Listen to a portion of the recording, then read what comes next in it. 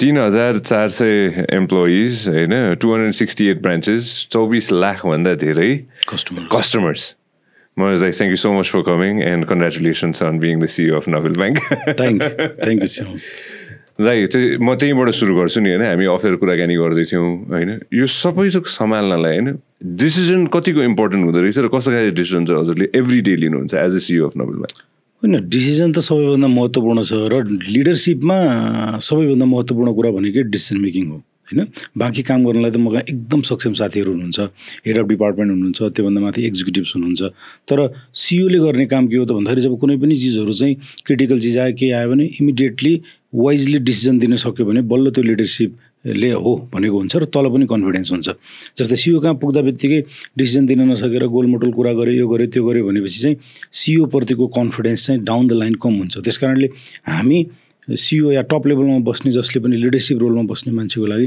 सबैभन्दा महत्त्वपूर्ण कुरा भनेको चाहिँ मेन्टरिङ र डिसिजन मेकिङ दुईवटा चिज एकदमै राम्रोसँग भयो भने त्यो रोलले गजब गर्छ जस्तो लाग्छ आजको दिनमा कतिजना साथीहरू युवा साथीहरू सुन्नुहुन्छ होइन हजुरलाई थाहा छ I have a very young listener base होइन एउटा यङ साथीलाई होइन जसले चाहिँ down the road in future म एउटा कम्पनी हाँक्छु भनेर होइन म हाँक्छु म किनकि मैले ब्याङ्किङ मात्र भनिनँ है फेरि होइन म हाँक्छु भने नि उसलाई के सजेसन दिनुहुन्छ होला राइट इन द बिगिनिङ एउटा कम्पनी हाँक्छु भनेर कोही साथीले सुरु गर्न थाल्नुभयो बिगिनिङमा कुनै एउटा युथ आउन थाल्नुभयो भने धेरै अप्टिमिस्टिक भएर जम्प नगर्नुहोस् किन भन्दा धेरै अप्टिमिस्टिक भयो भने जतिको सजिलो हुँदैन अर्कोले चलाइरहेको राम्रो गरिरहेको स्टोरिजहरू तपाईँले धेरै सुन्छ फेलर स्टोरिजको कुरा धेरै थाहा हुँदैन त्यस कारणले एकदमै अप्टिमिस्टिक भएर लाग्नुभयो भने तपाईँ फ्रस्ट्रेट हुने सम्भावना पनि बढी हुन्छ त्यस कारणले जुनसुकै पनि बिजनेस गर्न खोज्ने हो भने पहिला त्यो बिजनेससँग रिलेटेड सबै त्यो फिजिबिलिटी त्यो ब्याङ्कमा पेस गर्नलाई होइन कि आफै एकचोटि अध्ययन गर्नुहोस् इन्डस्ट्रीलाई अध्ययन गर्नुहोस् त्यसपछि त्यसमा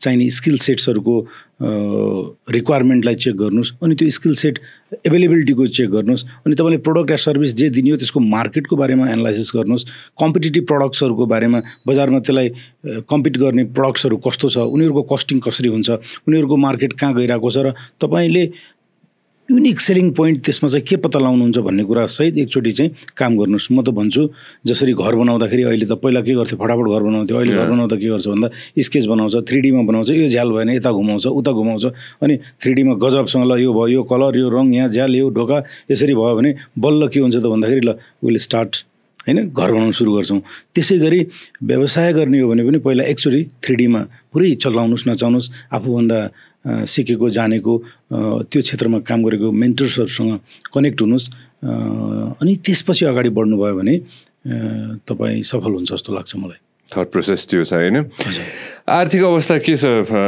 मैले सुरुमै सोधेँ होइन देशको आर्थिक अवस्था के छ आजको दिनमा है फेरि मैले भन्दाखेरि देशको आर्थिक अवस्था कुरा गर्ने हो भनेपछि म दुईवटा साइडमा कुरा गर्छु एउटा मोनिटरी इन्डिकेटर्सहरू र फिस्कल इन्डिकेटर्स दुईवटा होइन भन्नुको मतलब राष्ट्र ब्याङ्कले म्यानेज गर्ने जुन मोनिटरी इन्डिकेटरमा गजबको इन्डिकेटर आइरहेछ भन्छ त्यो भन्दाखेरि चाहिँ हामी धेरै नै कम्फर्टेबल छौँ हामी एकचोटि यस्तो अवस्थामा थियौँ आजभन्दा लगभग 3 वर्ष हाराहारी पहिला कि इम्पोर्ट नै हामीले 10वटा गुड्सहरूमा बन्द गऱ्यौँ होइन अब त्यो अवस्था किन भएको थियो त भन्दाखेरि ल नेपाल त श्रीलङ्का हुन्छ अब त यहाँको फरेन एक्सचेन्ज सब सकिन्छ भन्थ्यो हाम्रो एडिक्वेसी त्यो भन्छौँ नि त्यो वस्तु तथा सेवा निर्यात आयात गर्ने लगभग 6-7 महिनाभन्दा तल आउने स्थिति भइसकेको थियो अब त्योबाट आज हेर्नुभयो भने हिस्टोरिकल्ली हाई छ 15 महिनाभन्दा बढीको चाहिँ वस्तु तथा सेवा आयात गर्ने गरिकन फरेन एक्सचेन्जको रिजर्भ पोजिसन क्रिएट भएको छ एकातिर अनि अर्को इन्ट्रेस्ट रेटको कुरा गर्नुहुन्छ भनेपछि लोएस्ट पोइन्टमा छ आज सिंगल डिजिटमा चाहिँ लोन आयो भने सबै समस्या समाधान हुन्छ भनेर धेरै ठाउँमा चर्चा परिचर्चा हुन्थ्यो आज सिंगल डिजिट त के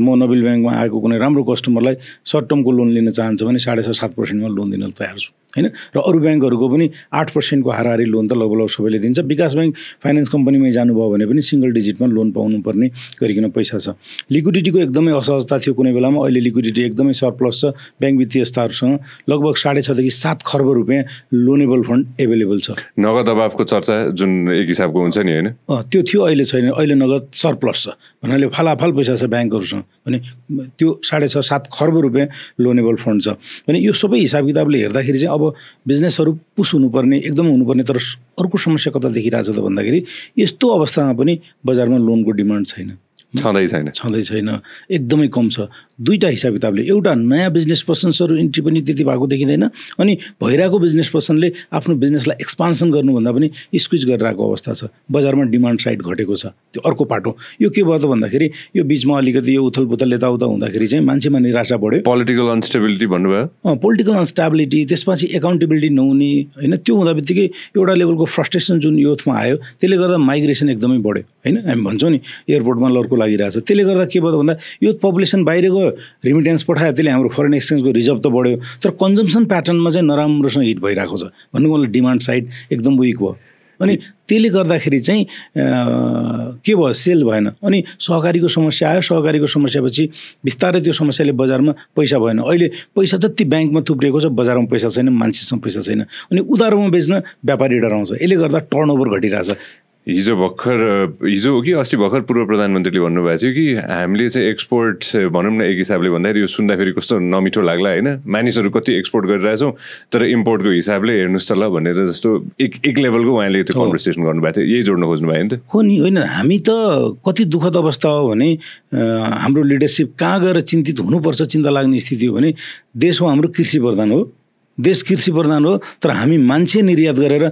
धान चामल आयात गरेर जीविका चलाइरहेछौँ भने यहाँभन्दा आइरोनिकल चिज के हुनसक्छ सो एक हिसाबले धेरैजना साथीहरूले सुनिरहनु भएको छ ब्याङ्कसँग प्रशस्त पैसा छ प्लिज लोन लिन आउनुहोस् टन्न पैसा छ सस्तो दरमा छ फेरि नडराउनु होला ब्याङ्कले चाहिँ सस्तो दरमा दिएर फेरि 12-14-15% पुर्याउँछ भन्ने जुन त्रास छ जुन पहिला पुर्या पनि हो फेरि होइन पुर्याएको पनि हो तर अब एउटा कुरा के भने फाइनेन्सियल लिटरेसी सबैमा हुनुपर्छ आज पनि ग्राहकहरूलाई एभाइलेबिलिटी केमा छ त भन्दाखेरि अब मेकानिजम के छ त भन्दा तपाईँ फिक्स रेटमा पनि लिन सक्नुहुन्छ तपाईँ भेरिएबल रेटमा पनि इन्ट्रेस्ट रेटमा पनि तपाईँ लोन लिन सक्नुहुन्छ आज लोएस्ट पोइन्टमा छ भने चाहिँ आज ब्याङ्कहरूमा तपाईँ जानुभयो भने 8% हाराहारी तपाईँ फिक्स रेटको कर्जा लिएर बस्नुहोस् न त्यो जता जाँदा पनि जाँदैन तर तपाईँले भेरिएबल रेटमा लिएर जानुभयो भने बेस रेट बढ्दै गयो भने जब कस्ट अफ डिपोजिट बढ्दै जान्छ जब डिपोजिटको अलिकति क्राइसिस भयो भने डिपोजिटमा कस्ट बढ्दै जान्छ त्यो भयो भने तपाईँको इन्ट्रेस्ट रेट बढ्दै जान्छ सिम्पल कुरा हो भने तपाईँलाई चोइस छ त्यस कारणले आज फिक्स रेटमा लिने पनि चोइस छ हरेक ब्याङ्कले फिक्स रेट पनि अफर गरिरहेछ भने if you don't want volatility in interest rate होइन फिक्स यो रेट न आज ब्याङ्कमा जानुहोस् भन्नुहोस् म फिक्स रेटमा लिन्छु भन्नुहोस् तपाईँले फिक्स रेटमा पाउँछ त्यस कारणले यो मेकानिजम पनि बुझ्नु जरुरी छ र आजको दर भनेको लगभग लोएस्ट लेभलमै छ यो तपाईँ हेर्नुभयो भने 2 दशककै हिस्ट्रीमा पनि हेर्ने हो भने यो अहिलेको इन्ट्रेस्ट रेट चाहे डिपोजिट साइडमा होस् चाहे लोन साइडमा होस् लोएस्ट साइडमा आएर बसिरहेछ भने अब यो अवस्था 13-14%मा कुनै बेलामा चाहिँ तपाईँको डिपोजिट लिएर जाने यो ब्याङ्किङ सेक्टरले आज तपाईँलाई 6-7%मा लोन दिइरहेछ भनेपछि त लगभग धेरै नै इकोनोमिकल भएको छ बेला छ भन्छु म चाहिँ एसएमइज होइन मैले हेरिरहेको थिएँ मैले अनलाइन पनि हामीले मजाले नबिललाई फलो पनि गर्छौँ होइन एसएमइजदेखि लिएर आजको दिनमा कसैले केही अटो लोनदेखि लिएर घरको लागि चाहिँ कर्जा लिनु मन छ भने त्यो पनि अभाइलेबल छ भनेर मैले देखिरहेको थिएँ विदेशमा पढ्न जानु मन छ भने अथवा यहीँ स्वदेशमै पढ्नु मन छ भने पनि कर्जा सबै कुराको लागि कर्जा रेडी छ कर्जा हामी प्रोडक्ट वाइज नबिल ब्याङ्कमा अब जे पनि जहाँ पनि तयार छौँ रेडी छौँ तपाईँलाई सानो मतलब 2-3 लाख 1 लाख रुपियाँको डिजिटल ब्याङ्किङबाट लिने फोन लोनबाटदेखि लिएर ठुलो हाइड्रो पावर कन्स्ट्रक्सन्समा बिलियन्स अफ रुपिजको चाहिँ हामीले लोन दिनलाई पनि हामी रेडी छौँ तयार छौँ दिइरहेको अवस्था छ यहाँ हेर्दैछौँ हामीले होइन नबिल ढुक्क घर कर्जा education loan auto loan housing loan mortgage loan share loan होइन पर्सनल लोन समेत यो चाहिँ यो कन्जम्सन लोन भयो पर्सनल लोन टाइपको भयो यो चाहिँ व्यापार व्यवसायको लागि होइन तपाईँ व्यक्तिगत कर्जा भन्छौँ हामी तपाईँ आफ्नो व्यक्तिगत निडलाई फुलफिल गर्नको लागि कुनै पनि प्रकारको तपाईँलाई लोन प्रोडक्ट चाहियो भने हामी कहाँ एभाइलेबल छ देशभरै 268 वटा शाखा छ होइन धेरै दूरदराजदेखि लिएर हरेक सहरहरूमा चाहिँ नबिल ब्याङ्क छ रिच आउट गर्न सक्नुहुन्छ हामी सजिलै दिन्छौँ नबिलको आजभन्दा लगभग 5-7-10 वर्ष पहिलाको जुन कर्पोरेट सेन्ट्रिक माइन्डसेट थियो नबिल कर्पोरेट्सहरूको मात्र ब्याङ्क थियो नबिल ब्याङ्कभित्र छिर्दाखेरि मान्छे एकचोटि धचक्क आत्तिनुपर्ने हतारिनुपर्ने नबिल ब्याङ्क सामान्य मान्छेको लागि होइन यो त हुने खानेको लागि मात्र हो भन्ने जुन माइन्डसेट थियो पनि कतिपय ब्रान्च पनि हाम्रो कम थियो हाम्रो कस्टमर बेस पनि कर्पोरेट कस्टमर मात्रै थियो भने आज आएर हेर्दाखेरि चाहिँ हामीले धेरै रिटेल एसएमई लेभलमा धेरै ठुलो लेभलमा पुगिसकेका छौँ 4-5 वर्षको पिरियडमा हाम्रो 65 वटा शाखाबाट 268 वटा शाखा पुगिसकेका छ कस्टमर रिच चाहिँ 24 लाख प्लस भइसकेका छ र हामी दूरदराजसम्म पुगिसकेका छौँ म यसमै जोड्न चाहन्छु है त होइन 40 वर्ष अब 41मा बिस्तारै हामी दौडिँदैछौँ होइन नबिल होइन दाइ फर्स्ट टाइम हजुर नबिल आउँदाखेरि 2000 भनौँ न 2020 को हाराहारी 5 वर्ष अगाडि हो 5 वर्ष लगभग पहिला त्यो एक्सपिरियन्स कस्तो थियो त्यति बेलामा चाहिँ कोभिडको एकदमै चर्को थियो बाहिर बजारमा पनि निस्किन नसक्ने अवस्था थियो कोभिडको कारणले गर्दाखेरि अनि हामी बाहिरै निस्किन पनि पास भएको मान्छे निस्किन पाउने नत्र नपाउने अवस्था थियो म ज्योति विकास ब्याङ्कको सिओबाट एक्जिट भएर बसिरहेको अवस्था थियो अनि अब नोबेल ब्याङ्क भनेपछि अहिले पनि हरेक ब्याङ्करको लागि एउटा सपना हो है हरेक इम्प्लोइ नोबेल ब्याङ्क पायो भने नोबेल ब्याङ्क भन्ने त ठुलै कुरा लाग्थ्यो अनि मैले पनि अब अनेस्टली तपाईँलाई सेयर गर्दाखेरि त्यो छोडिसकेपछि 2-3 महिना मैले आफ्नै काम गरौँ कि चार्टर एकाउन्टेन्टमा हुँदै हो ब्याङ्किङ मैले गरेकै छु सो मैले मेरै काम किन सुरु नगर्ने भनेर सुरु पनि गरेँ तर यो बानी कस्तो हुँदो रहेछ जागिर खाइरहेको मान्छेलाई कस्तो त भन्दाखेरि अब आरामसँग बसेर तल बाहिराख्ने होइन फ्युल गाडी सबै ब्याङ्कले दिने गरेको ठाउँबाट त्यो ठाउँमा अन्टरप्रेनरसिपमा त गाह्रो छ नि त तपाईँले आफै स्यालेरी दिनु पऱ्यो आफै रेन्ट दिनु पऱ्यो मलाई थाहा छ त कमाइ कहिले हुन्छ थाहा छैन अनि त्यो कम्फर्ट डिस्कम्फर्टको बिचमै पनि अनि यसो ब्याङ्किङ फेरि रिजोइन गर्नुपर्छ कि जस्तो लाग्यो त्यसपछि मैले 1-2 ठाउँमा एप्रोच गरेँ त्यति बेलामा अनि उपेन्द्र पौडेल जो अहिलेको अध्यक्ष पनि हुनुहुन्छ अनि उहाँ नोबेल ब्याङ्कमा त्यति बेला सञ्चालक मात्रै हुनुहुन्थ्यो अनि मैले दाइ म यदि त्यहाँ अपर्च्युनिटी छ भने आई वान्ट टु जोइन भने सिभी पठाऊ भन्नुभयो त्यसपछि तर पठाऊ भने पनि म नोबेलमा जागिर पाइहाल्छु जस्तो मलाई लागेको थिएन अनेस्टली होइन अनि त्यसपछि कुरा भइसकेपछि 1-2-3 राउन्ड कुरा हुँदाखेरि अब मैले यहाँभन्दा पहिला पनि मैले आफूले नेपाल राष्ट्र ब्याङ्कमा पनि काम गरेको त्यसपछि ग्लोबल आइएम ब्याङ्कको पनि एज अ सिएफओ भएर टप लेभलमा काम गरेको र ज्योति विकास ब्याङ्कमा पनि 4 वर्ष मैले काम गर्दाखेरि त्यसको प्रोग्रेस जस्तो थियो त्यो हिसाब किताबले कहीँ न कहीँ मलाई भनौँ न ट्रस्ट गर्ने जस्तो सिचुएसन भयो राउन्ड अफ डिस्कसन पछि चाहिँ उहाँहरूले डेपुटी जनरल म्यानेजर अफर गर्छौँ भन्नुभयो अनि मैले अलिकति माथि म सिओ नै भइसकेको मान्छे हो भने तर विकास ब्याङ्कको सिओ अब डेपुटी जनरल म्यानेजर भने पनि ठुलै पोजिसन हो भन्ने कुरा हो सो त्यति बेलामा म तपाईँलाई फेरि अर्को कुरा के सेयर गर्छु त भन्दा भुवन दाहाललाई मैले एकचोटि कन्सल्ट गरेँ के छ सर यो यस्तो छ भने उहाँले पनि मलाई के भन्नुभयो भने नोबेल ब्याङ्कको deputy general manager is a good position you should join भन्नुभयो त्यसपछि चाहिँ मैले जोइन गरेँ अनि जोइन गरिसकेपछिको स्टोरी त अनि फटाफटै सबै चिज राम्रो भयो भित्र छिर्दा पनि मान्छेहरू वेलकमिङ थियो बाहिरबाट क्लोज्ड इन्स्टिट्युसन जस्तो भन्थ्यो युनियनले काम गर्न दिँदैन अलिकति गाह्रो छ पुरानोले नयाँलाई चाहिँ सहयोग गर्दैन भन्ने कुरा थियो तर त्यो मैले कहिले कुनै पनि टाइममा फिल गरिनँ अल द टाइम भेरी मैले वेलकमिङ देखेँ मैले बोर्ड देखेँ मेरो साथीहरू युनियन या हरेक मान्छे वेलकमिङ देखेँ त्यस कारणले त्यो इन्भाइरोमेन्टले त मैले जे टफनेस सोचेर आएको ठाउँमा त झन् इजी देखेपछि त काम गर्न सजिलो भयो पर्फर्म गर्दै गयो ब्याङ्कले पनि रिकगनाइज गर्यो म जोइन नगरेको 1 वर्षमा फेरि जनरल म्यानेजरमा प्रमोसन भएँ अर्को वर्ष डिसिओ भएँ अर्को वर्ष सिनियर डिसिओ भएँ सिनियर डिसिओ भएको त म पुसमा हो यो त अब भनौँ न 5-6 महिना नपुग्दै म छोटो अन्तराल त्योमा सिओ भएँ त्यस कारणले म आफूलाई चाहिँ भाग्यमानी पनि मान्छु होइन र फर्चुनेटली म त्यो ठाउँमा जोइन गरेँ जहाँ ग्याप पनि थियो कन्ट्रिब्युसन पनि गर्न सकियो साथीहरूको साथ पनि भयो बोर्डले कन्फिडेन्स पनि दियो त्यो हिसाब किताबले चाहिँ नोबेलमा इन्ट्री गर्ने बेलामा जस्तो के होला कसो होला भन्ने त मैले कहिले भेटिनँ गजबको इन्स्टिट्युसन लाग्यो गजबले काम गरियो रिजल्ट पनि गजब आयो र पर्सनल ग्रोथ पनि भयो होइन सबै समग्र रूपमा हेर्दाखेरि होइन सबै समग्र रूपमा हेर्दाखेरि करियरमा एउटा हाइलाइट होइन म एउटा ब्याङ्किङ इन्स्टिट्युसनको A+ रेटेड ब्याङ्कको सिइओ बन्न इच्छा कसलाई लाग्दैन त लाग्छ होइन त एज अ चार्टर्ड अकाउन्टेन्ट भनौँ न म थोरै पछाडि गएँ त अहिले होइन हामीले कुरा गर्दा होइन दैलेखमा पढ्दाखेरि एसएलसी दिँदाखेरि होइन त्यो टाइममा ब्याङ्क अकाउन्ट खोल्छु भन्ने हुन्थ्यो उता कहाँ ब्याङ्क एकाउन्ट खोल्छु भन्ने हुन्थ्यो दैलेखमा पढ्दाको त कुरै छोड्नुहोस् म काठमाडौँ पढ्न आइसकेपछि मेरो बुवाले मलाई पैसा पठाउनुको लागि चाहिँ 3.5-4 घन्टा पैदल हिँडेर सदरमुकाममा जानु पर्थ्यो वाणिज्य ब्याङ्कको एउटा शाखा थियो त्यसमा टोकन लिनु पर्थ्यो लाइन लाग्नु पर्थ्यो 1.5-2 घन्टाको लाइनपछि बल्ल काउन्टरमा पुगिन्थ्यो त्यहाँबाट टिटी गर्ने भन्ने हुन्थ्यो त्यो पठाएपछि बुवाले मलाई अब अहिले जस्तो फोन थिएन अनि आभा हुन्थ्यो आभा गरिदिएपछि मेरो कलेजमा आउँथ्यो मनोज 5,000 रुपियाँ पठाइदिएको छु वाणिज्य ब्याङ्कको थापातली शाखाबाट पैसा ल्याऊ भनेर आभापछि अनि म आफ्नो नागरिकता लिएर त्यहाँबाट पैसा लिएर आउँथेँ भने त्यो सिचुएसन थियो आजको दिनमा होइन भनौँ न यो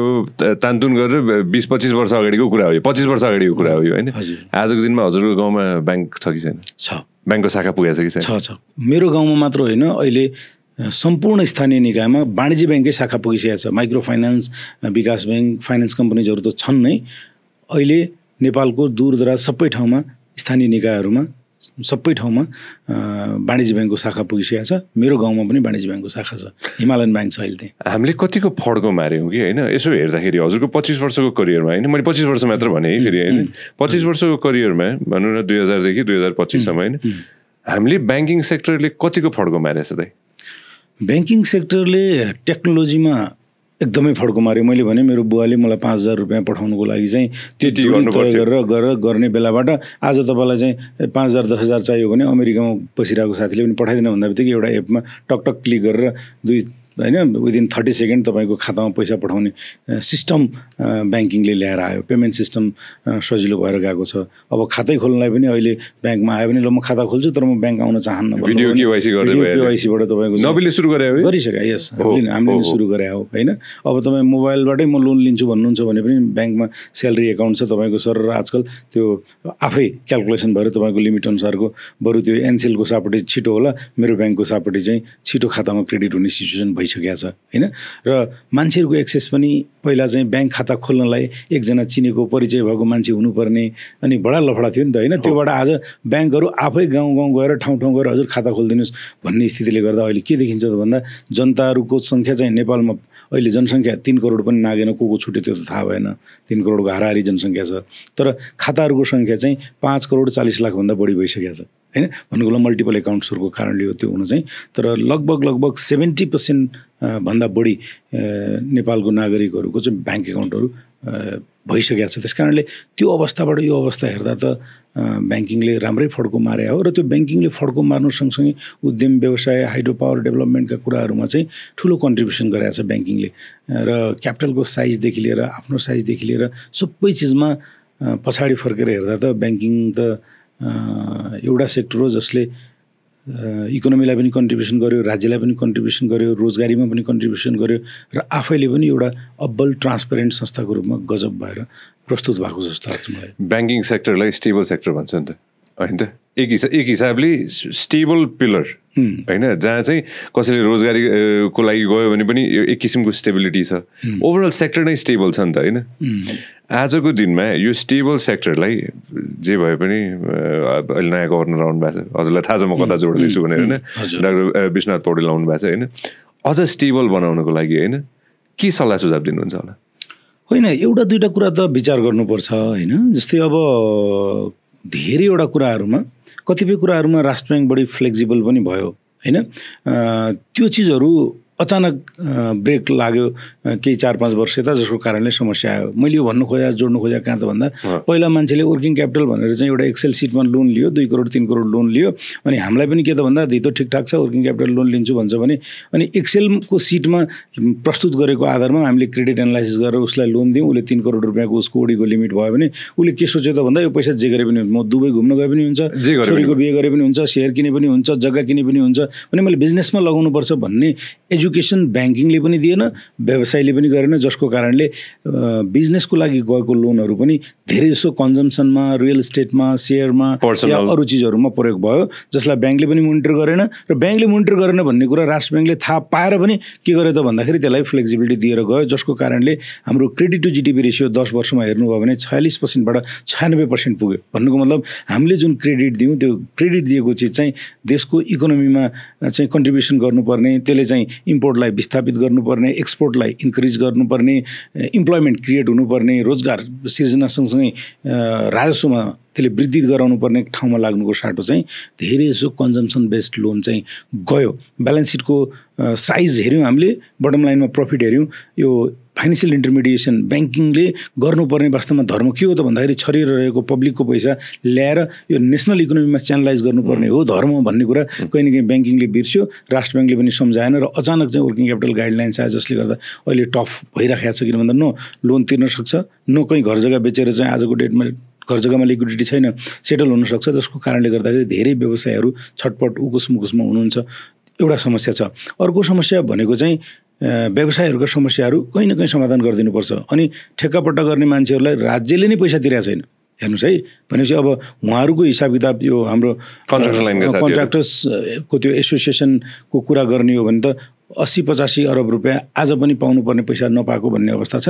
तर सरकारले छैन भन्छ। किन भन्दा छैन किन भने त भन्दाखेरि बिल भेरिफिकेसनदेखि लिएर अरू ठाउँमा पेन्डिङ छ। आज राज्यले पैसा नदिएको कारणले चाहिँ ठेकेदारहरू ब्ल्याकलिस्ट भइसकेको छ। ब्ल्याकलिस्टिङको हेर्नुहोस् लिस्ट कति ठुलो भइसक्यो होइन भने यो समस्या एकातिर छन्। र अर्को कुरा ब्याङ्किङ सेक्टरको अब हेर्नुपर्ने गर्नुपर्ने कुरा के हो त भन्दाखेरि अहिलेसम्म जे भयो भयो त्यसलाई एउटा स्मुथ ट्रान्जिसन लिएर चाहिँ एक ठाउँमा पुर्याउने सहजतापूर्वक ल्यान्ड गर्नुपर्छ। र अब चाहिँ फाइनेन्सियल इन्टरमिडिएसन जुन हुन्छ त्यो चाहिँ कमसेकम पनि उत्पादनशील क्षेत्रमा बढी होस्, जसले चाहिँ इम्पोर्टलाई विस्थापित गर्न सकोस्, जसले एक्सपोर्टलाई प्रमोट गर्न सकोस्, जसले रोजगारी क्रिएसन गर्न सकोस्, जसले चाहिँ भोलि इकोनोमिक प्रस्पेरिटीको लागि काम गर्न सक्ने क्षेत्रहरूमा भएको पैसालाई डाइभर्ट गर्ने गरिकन राष्ट्र ब्याङ्कले पनि नीति लिनुपर्छ र हामी ब्याङ्करहरू पनि जिम्मेवारीपूर्वक त्यो काममा लाग्नुपर्छ। ब्यालेन्स सिटको साइज र बटम लाइनको प्रफिट मात्रै तपाईँको उद्देश्य होइन, तपाईँले नेसनल इकोनोमीमा कन्ट्रिब्युसन गर्नुपर्छ भन्ने कुरा हामी जुन सिइओजहरूले चलाउँछौँ ब्याङ्क, हरेक सिइओको दिमागमा त्यो माइन्डसेटबाट काम गऱ्यौँ भने गाह्रो हुँदैन। एउटा कुरा। अर्को कुरा चाहिँ अब उहाँले हेर्नुपर्ने गर्नुपर्ने कुरा कस्तो छ भन्दा ब्याङ्किङलाई चाहिँ चारैतिरबाट च्यापिरहेको छ। एउटा कुरा चाहिँ तपाईँलाई म के सेयर गर्न चाहन्छु भने सब चिज फ्रीमा दिनुपर्ने। आज ब्याङ्किङको तपाईँले मलाई सोध्नुभयो भने मेरो सबैभन्दा ठुलो क्यापिटल एक्सपेन्डिचर बजेट बनाउँदैछु केमा छ त भन्दा आइटी टेक्नोलोजीमा छ होइन। किन भन्दा डिजिटल ब्याङ्किङको सर्भिसहरू दिनु पऱ्यो। सर्भिस दिएर मात्र भएन, त्यसलाई सेक्युरिटी होइन, सेक्युरिटी त्यही अनुसारको मेन्टेन गर्नु पऱ्यो। त्यसमा एकदम हेभी कस्ट छ। तर अब के खाता खोले पनि पैसा लिन नपाउने, यहाँ पैसा लिन नपाउने, त्यहाँ लिन नपाउने होइन भनेपछि फी बेस इन्कममा पनि लगाम लगाइदिएको छ, यहाँ पनि लगाम लगाइदिएको छ। अहिले त राष्ट्र ब्याङ्क यति धेरै भित्र छिरेर माइक्रो म्यानेजमेन्ट गरेको छ। तपाईँलाई म भनौँ अहिले त ब्याङ्कमा खासमा सिई चाहिँदैन भन्छु क्या कहिलेकाहीँ मैले। किन भन्दा अब सबै इन्ट्रेस्ट रेट फिक्स गर्नुको लागि एक्सेलमा एउटा सिटमा टक्क इन्ट्री गरिदियो भने तल सबै आउँछ। अब सेभिङको डिफ्रेन्स चाहिँ 2% भन्दा बढी हुन नपर्ने होइन। अनि सेभिङको मिनिमम र एफडीको रेटको 5% भन्दा डिफ्रेन्स हुन नपाउने। अनि कल डिपोजिटको रेट चाहिँ सेभिङको आधा हुनुपर्ने होइन। अनि रिमिटेन्स डिपोजिट आयो भने त्यसमा 1% थपेर दिनुपर्ने भनेपछि तपाईँसँग चाहिँ अनि के छ त भन्दाखेरि इन्ट्रेस्ट रेट फिक्स गर्नलाई एउटा एक्सेल सिटमा हाल्दै खुर्र बाँकी आफू अटोमेटिक आइहाल्छ। तपाईँले धेरै मुभमेन्ट गर्ने ठाउँ देखिँदैन। अनि सर्भिस चार्ज पनि 0.75 लिनुपर्ने, रिन्युमा त्यसको 20% लिनुपर्ने। सबै तपाईँले यो लिनुपर्ने त्यो लिनुपर्ने गरिदिनु होइन। सबै छ भनेपछि त हामीले डिसिजन मेकिङमा तपाईँले स्पेस एकदमै न्यारो गरिदिनु भयो। तर त्यो नहुनुपर्छ कि मैले भन्छु। आज तपाईँले एउटा पानीको बोतल तपाईँ यसो पसलमा किनेर खानुभएको पानीको बोतल 20 रुपियाँको तपाईँको पानीको बोतल तपाईँ जानुहोस् त अहिले 5 स्टार होटलमा गएर तपाईँ खानुहोस् कति रुपियाँमा पर्छ त्यसको भन्दा तपाईँले 500 रुपियाँको हाराहारी पनि तिर्नुपर्ने हुन्छ।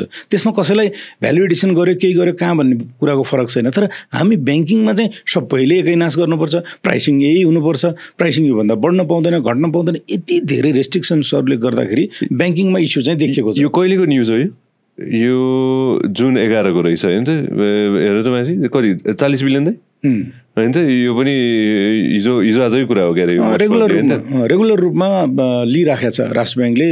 एक्स्ट्रा लिक्विडिटीलाई चाहिँ लिइरहेको छ। त्यसको एउटा एडभान्टेज के भने 3%मा राष्ट्र ब्याङ्कमा प्लेस गर्दाखेरि ब्याङ्कहरूको जुन चाहिँ डिपोजिट लिएर गएको पैसा हो पहिला त यत्तिकै जान्थ्यो, तर कमसेकम अहिले त्यहाँ चाहिँ कुसन दिएको छ 3%मा राष्ट्र ब्याङ्कमा प्लेस। एक हिसाबले भन्नुपर्दा राष्ट्र ब्याङ्कले अलिकति लचिलो हुनु पऱ्यो भन्न खोज्नु भयो हजुरले? होइन, लचिलो हुने ठाउँमा लचिलो, कसिलो हुने ठाउँमा कसिलो। फेरि रेगुलेटर हो, नियमनकारी निकाय हो। मतलब एउटा कुरा के हो त भन्दा इन्टिग्रिटी, इथिक्स, मोरल भ्यालुज ब्याङ्किङको सिस्टमभन्दा बाहिर दायाँ बायाँ गऱ्यो भने नि रोग लाग्दा बित्तिकै त च्याट्ट त्यहाँ पाऱ्यो भने सजिलो हुन्छ। राष्ट्र ब्याङ्क के पनि कहाँ चुक्यो त भन्दा एउटा दुईवटा संस्थाले बदमासी गर्यो हेऱ्यो कुर्यो अनि 20वटा 25वटा संस्थाले त्यसलाई फलो गरिसकेपछि अनि बन्द गर्न लाग्दा गाह्रो हुन्छ। एक दिन अगाडिको कुरै आएको छ त यहाँ गभर्नरले भन्नुभएको छ मोनेटरी पोलिसी चाहिँ इकोनोमिक रिफर्मको लागि चाहिँ हामी लागि पर्छौँ भनेर होइन। केही सल्लाह केही सुझाव? होइन उहाँले गर्छ भन्ने आशा छ है मेरो। डाक्टर साहबले गर्नुहुन्छ भने एक हिसाबले धेरै ठुलो अपेक्षा छ। सिइओजहरूको थट प्रोसेस, किनभने सबैसँग बोलचाल भेटघाट त हुन्छ। थट प्रोसेस मात्र होइन कि त्यो एउटा कुरा चाहिँ कुनै पनि मान्छेले कस्तो प्रकारको सोच लिएर जान्छ भन्ने कुरा हुन्छ। उहाँ राष्ट्रिय योजना आयोगको उपाध्यक्ष हुँदाखेरि उहाँले के गर्न खोजिरहेको थियो भन्ने कुराले म्याटर गर्छ। अनि धेरै ठाउँमा उहाँ त अब प्रोफेसर पनि हो होइन, धेरै प्यानलहरूमा उहाँले बोलेको छ, कुरा गरेको छ। त्यस कारणले उहाँको थट प्रोसेस चाहिँ ले के गर्छ। अस्ति सुरुमै पनि तपाईँले एउटा कुरा याद गर्नुभयो भने गभर्नर साहबले एउटा चिज भन्नुभएको छ कि के भन्नुभएको छ त भन्दाखेरि अब नियमन कम सुपरभिजन बढी गर्नुपर्छ भन्नुभएको छ। That is a great message होइन। भन्दाखेरि सबैतिरबाट कसने भन्दा पनि हो जसले दायाँ बायाँ गर्यो त्यसलाई चाहिँ दण्ड लगाइहाल्ने हो, ठिक पारिहाल्ने हो इमिडिएटली। तर चाहिँ के त भन्दाखेरि नियमन अलिकति खोकलो पारेर नियमन चाहिँ अलिकति सजिलो पारिदिएर जाने हो भन्ने म्यासेज चाहिँ धेरै छ। र म पटक कुरा के गर्थेँ भने यो पटक चाहिँ गभर्नरको नियुक्ति एकजना राम्रो मान्छे जोसुकै होस् गभर्नरमा आइदियो, जसले ब्याङ्किङ बुझेको, जसले इकोनोमी बुझेको, जसले चाहिँ अलिकति फ्लेक्सिबिलिटी दिएर नियमनमा राख्दै काम गरेर लिएर जाने माइन्डसेट भएको, पोजिटिभ माइन्डसेट भएको मान्छे गभर्नर भइदियोस्। अनि बजेटले सुधार्न सक्ने कुरा त धेरै कम छन्, तर नबिगारेर आइदियोस् हैन। र त्यसपछि अब आउने मोनेटरी पोलिसीले त्यो बजेटको अब्जेक्टिभलाई सराहना गरेर सर्लक्क अलिकति इकोनोमिक अपलिफ्टमेन्टमा चाहिँ काम गरिदियो भने, यो तीनटा चिज भयो भने पुसतिरबाट चाहिँ अहिलेको इकोनोमिक डाउन टर्न जुन छ त्यो चाहिँ ठ्याक्कै भी सेपमा रिकभरी हुन्छ भन्ने मेरो एजम्सन थियो। दुईटा कुरा हजुरले सोचे जस्तो पुरा भयो। दुईटा कुरा लगभग मैले सोचे जस्तै पुरा भएको छ। बजेट ठिक छ नि। बजेटले आफ्नो कन्स्टेन्टलाई बुझेर हामी रेभेन्यू धेरै कलेक्सन गर्न सक्नेवाला छैनौँ, म ऋण लिएर पनि विकास खर्च गर्छु भनेर कमिटमेन्ट गरेको देखिन्छ। तर त्यो बजेट त्यहाँ बजेट चाहिँ त्यो पढ्नलाई मात्र हुनु। अब साउनको सेकेन्ड विकबाट धडाधड तपाईँ क्यापिटल एक्सपेन्डिचर सुरु गरिदिनुहोस्, गरेको पेमेन्टहरू रिलिज गर्नुहोस्। अल्टिमेटली तपाईँले 2 अर्ब रुपियाँ यदि राज्यले चाहिँ आफ्नो खर्च गर्यो भने त्यसको मल्टिप्लायर इम्प्याक्ट चाहिँ कमसेकम 10-12 खर्ब रुपियाँ हुन्छ। किन भन्दा त्यसले राज्यले ठेकेदारलाई तिर्छ, ठेकेदारले त्यो सिमेन्टलाई तिर्छ, सिमेन्टले त्यो त्यहाँ भएको गिट्टी बालुवालाई तिर्छ, त्यसले मजदुरलाई तिर्छ, मजदुरले अन्डा खान्छ, मजदुरले खान्छ भने साइक्लिकल इफेक्ट हुन्छ क्या। त्यस कारणले राज्यले यो अहिले ब्याङ्कमा भएको पैसा बजारमा पठाउनलाई काम गर्नुपर्ने सिचुएसन छ र सुरुमै गऱ्यो भने यसले राम्रो रिजल्ट ल्याउँछ जस्तो लाग्छ। फरेक्सको कुरा म थोरै जोडिहाल्छु होइन। जस्तै अब यहाँ दाइ सिचुएसन के थियो, कोभिड ताका हुन्छ नि होइन, एक टाइममा त हामी अलिकति त्यहाँ थियौँ त होइन। आजको दिनमा हामी कहाँ छौँ हजुर के लाग्छ? अहिले त एक्सेस भइसक्यो। त्यति बेलामा जस्तै राष्ट्र ब्याङ्कले पनि के त भन्दा जस्तो 6-7 महिनाभन्दा तलको चाहिँ यदि त्यो इम्पोर्टको गर्ने क्यापासिटी या एडिक्वेसी फरेन एक्सचेन्जको एडिक्वेसी भयो भने त्यसलाई अलिकति ट्रिगर मानेर होसियार हुनुपर्छ भन्ने एउटा थ्रेस लाइन छ होइन। र आज त त्योभन्दा भने 15 महिनाभन्दा बढीको चाहिँ इनफ छ हामीसँग, इनफ एकदमै सरप्लस हामीसँग फरेन एक्सचेन्ज छ आजको डेट। सो मोनेटरी पोलिसीको थोरै हजुरले भन्दै हुनुहुन्छ यो सकाइहालौँ न होइन। थर्ड के हुन्छ होला त? दुईवटा कुरा त ल मिल्यो भन्नु। थर्ड पनि गजब हुन्छ, राम्रो हुन्छ, सोचेर आउँछ। त्यसले व्यवसायहरूको पनि समस्याहरूलाई बुझेर कतिपय ठाउँमा फ्लेक्सिबिलिटी देला, कतिपय ठाउँमा चाहिँ टाइमलाइन अलिकति थपेर देला, ब्याङ्कहरूलाई पनि सहज गर्छ। र त्यति बेलामा त्यो सहजतालाई फेरि म अर्को कुरा के भन्छु भने यो पटक मोनेटरी पोलिसी अलिकति फ्लेक्सिबल र सहज भएर आउँछ। तर फेरि सिख लिएर हामी ब्याङ्कर र व्यवसायहरूले त्यसलाई चाहिँ के त भन्दाखेरि एडभान्टेज लिएर फेरि पहिला जस्तो चमक गऱ्यो भने फेरि चाहिँ दण्ड आउँछ भने हामी पनि डिसिप्लिन हुनु पऱ्यो क्या। कहीँ न कहीँ अहिले राष्ट्र ब्याङ्कलाई मात्र दोष लगाएर राष्ट्र ब्याङ्कले गरे हामीले के गरे त होइन। हामीले दिएको वर्किङ क्यापिटलको लोन मान्छेले व्यापारै नगरेर चाहिँ होर्डिङ बोर्डको भरमा दिएको लोन चाहिँ प्रयोग भएन भन्ने कुरा चाहिँ हेर्न पर्दैन, हामीले मोनिटरिङ गर्नु पर्दैन, हाम्रो जिम्मेवारी होइन। अनि अहिले आएर अचानक राष्ट्र ब्याङ्क स्ट्रिक्ट भयो भनेर भन्नु हुँदैन। त्यस कारणले राष्ट्र ब्याङ्क लचिलो हुन्छ नै, कन्फर्म हुन्छ। तर त्यो लचिलोपनको डिसएडभान्टेज चाहिँ हामीले लिनु पऱ्यो, त्यसबाट एडभान्टेज लिएर जानु पऱ्यो। हामी अब के हुनु पऱ्यो त भन्दाखेरि स्वनियममा बसिदिनु पऱ्यो क्या। राष्ट्र ब्याङ्कले भनेका गरेका चिजहरू निर्देशनहरू चाहिँ मिनिमम स्ट्यान्डर्ड हो ब्याङ्क वित्तीय संस्थाको लागि। त्यो चाहिँ हामी सिलिङ सोचेर काम गर्नु भएन। स्वनियममै बस्दियो भने त ब्याङ्कका नियमहरू अटोमेटिकली घट्दै जान्छ नि त। ब्याङ्कहरू आफै नियममा बस्यो भने के हुन्छ, तपाईँ कुनै चाहिँ गाउँघरतिर त्यो दाम्लोले बाँध्छ नि, एकदम सोझो साझो गाईलाई के गर्छ, सानो एउटा पातलो डोरीले बाँधिदिन्छ, बसिरहेको छ, त्यो कसैलाई त बाँध्नु पनि पर्दैन। अनि एकदम खराब गाई हिँडिराख्ने भागिराख्नेलाई क्या 2-3-4तिरबाट बाँधेर राखेको हुन्छ क्या। भने हामीले जब यो नियमन कडा हुँदै आयो भनेपछि हामी नियममा बस्न छाडे पनि हो कि भन्ने हेर्नुपर्छ। र उद्यम व्यवसायले पनि जुन प्रयोजनको लागि कर्जा लिएको त्यही प्रयोजनमा खर्च गर्ने, क्यास फ्लो म्यानेजमेन्ट राम्रोसँग गर्ने, त्यसको बजेटिङ र प्लानिङ राम्रोसँग गरेर व्यवसाय चलाइदिनु पऱ्यो। ब्याङ्कले पनि आफ्नो कर्जाको सदुपयोगितालाई इन्स्योर गरिदिनु पऱ्यो। अनि मेरो कर्जा कुन डाइरेक्सनमा जान्छ, कुन डाइरेक्सनमा गयो भने इकोनोमिक बेनिफिट हुन्छ भन्ने कुरा हेरिदिनु पऱ्यो। अनि यसरी सबै डिसिप्लिनमा चल्यौँ भने त हाम्रो देश त सानो छ भने नि यति छिटो हामी आत्तिन्छौँ, यति छिटो मात्तिन्छौँ। मैले भन्दैछु त पुस अनवार्ड्स नै म त सबै चिजहरू राम्रो भएर हामी डिसिप्लिन भएर गयौँ भने एकदम भी सेपको दौडेर कुर्लेर रिकभरी हुन्छ। होइन यो सुन्न एकदम मजा आयो फेरि होइन, सुन्न मजा आयो। अब त्यो टाइममा के हुन्छ भन्ने हुन्छ। एफडिआईको हिसाबले थोरै म जोडिहाल्छु है। फरेन इन्भेस्टर्सलाई अट्र्याक्ट गर्नको लागि यो हजुरको थट प्रोसेस मात्र लिन खोजेँ मैले होइन। कतिजनाले सुन्दै हुनुहुन्छ होला, एनआरएन कम्युनिटीबाट म सुरु गर्न चाहन्छु है त। एनआरएनका साथीहरूले अहिले सुनिरहनु भएको छ नेपाल बाहिरबाट होइन, उहाँहरूलाई के मेसेज दिन चाहनुहुन्छ र स्पेसली आजको दिनमा फरेन इन्भेस्टर्सहरूलाई अट्र्याक्ट गर्नको लागि हामीले गर्नुपर्ने के हुन्छ? हेर्नुहोस्, फरेन इन्भेस्टरलाई एट्र्याक्ट गर्नको लागि सबभन्दा पहिलो कुरा त यो यहाँ सभा सेमिनार त्यसपछि यो गरेर त्यो गरेर सारा बोलाएर कमिटमेन्ट लिएर हेर्नुहोस् न, एकचोटि एनालाइसिस गर्नुहोस् त। कमिटमेन्ट भएको छ तर इन्भेस्टमेन्ट आएको छैन होइन। योभन्दा माथि केही चिज गर्नुपर्छ भने वातावरण सबैभन्दा ठुलो कुरा हो होइन। र तपाईँको जुडिसियरी लिगल सिस्टम त्यो कन्ट्रीको धेरै ठुलो कुरा हो। आज तपाईँ मलाई एउटा कुरा भन्नुहोस् त, हैन। म पहिला अलिकति नराम्रो कुरा गर्छु त्यसपछि राम्रो कुरा गरौँला।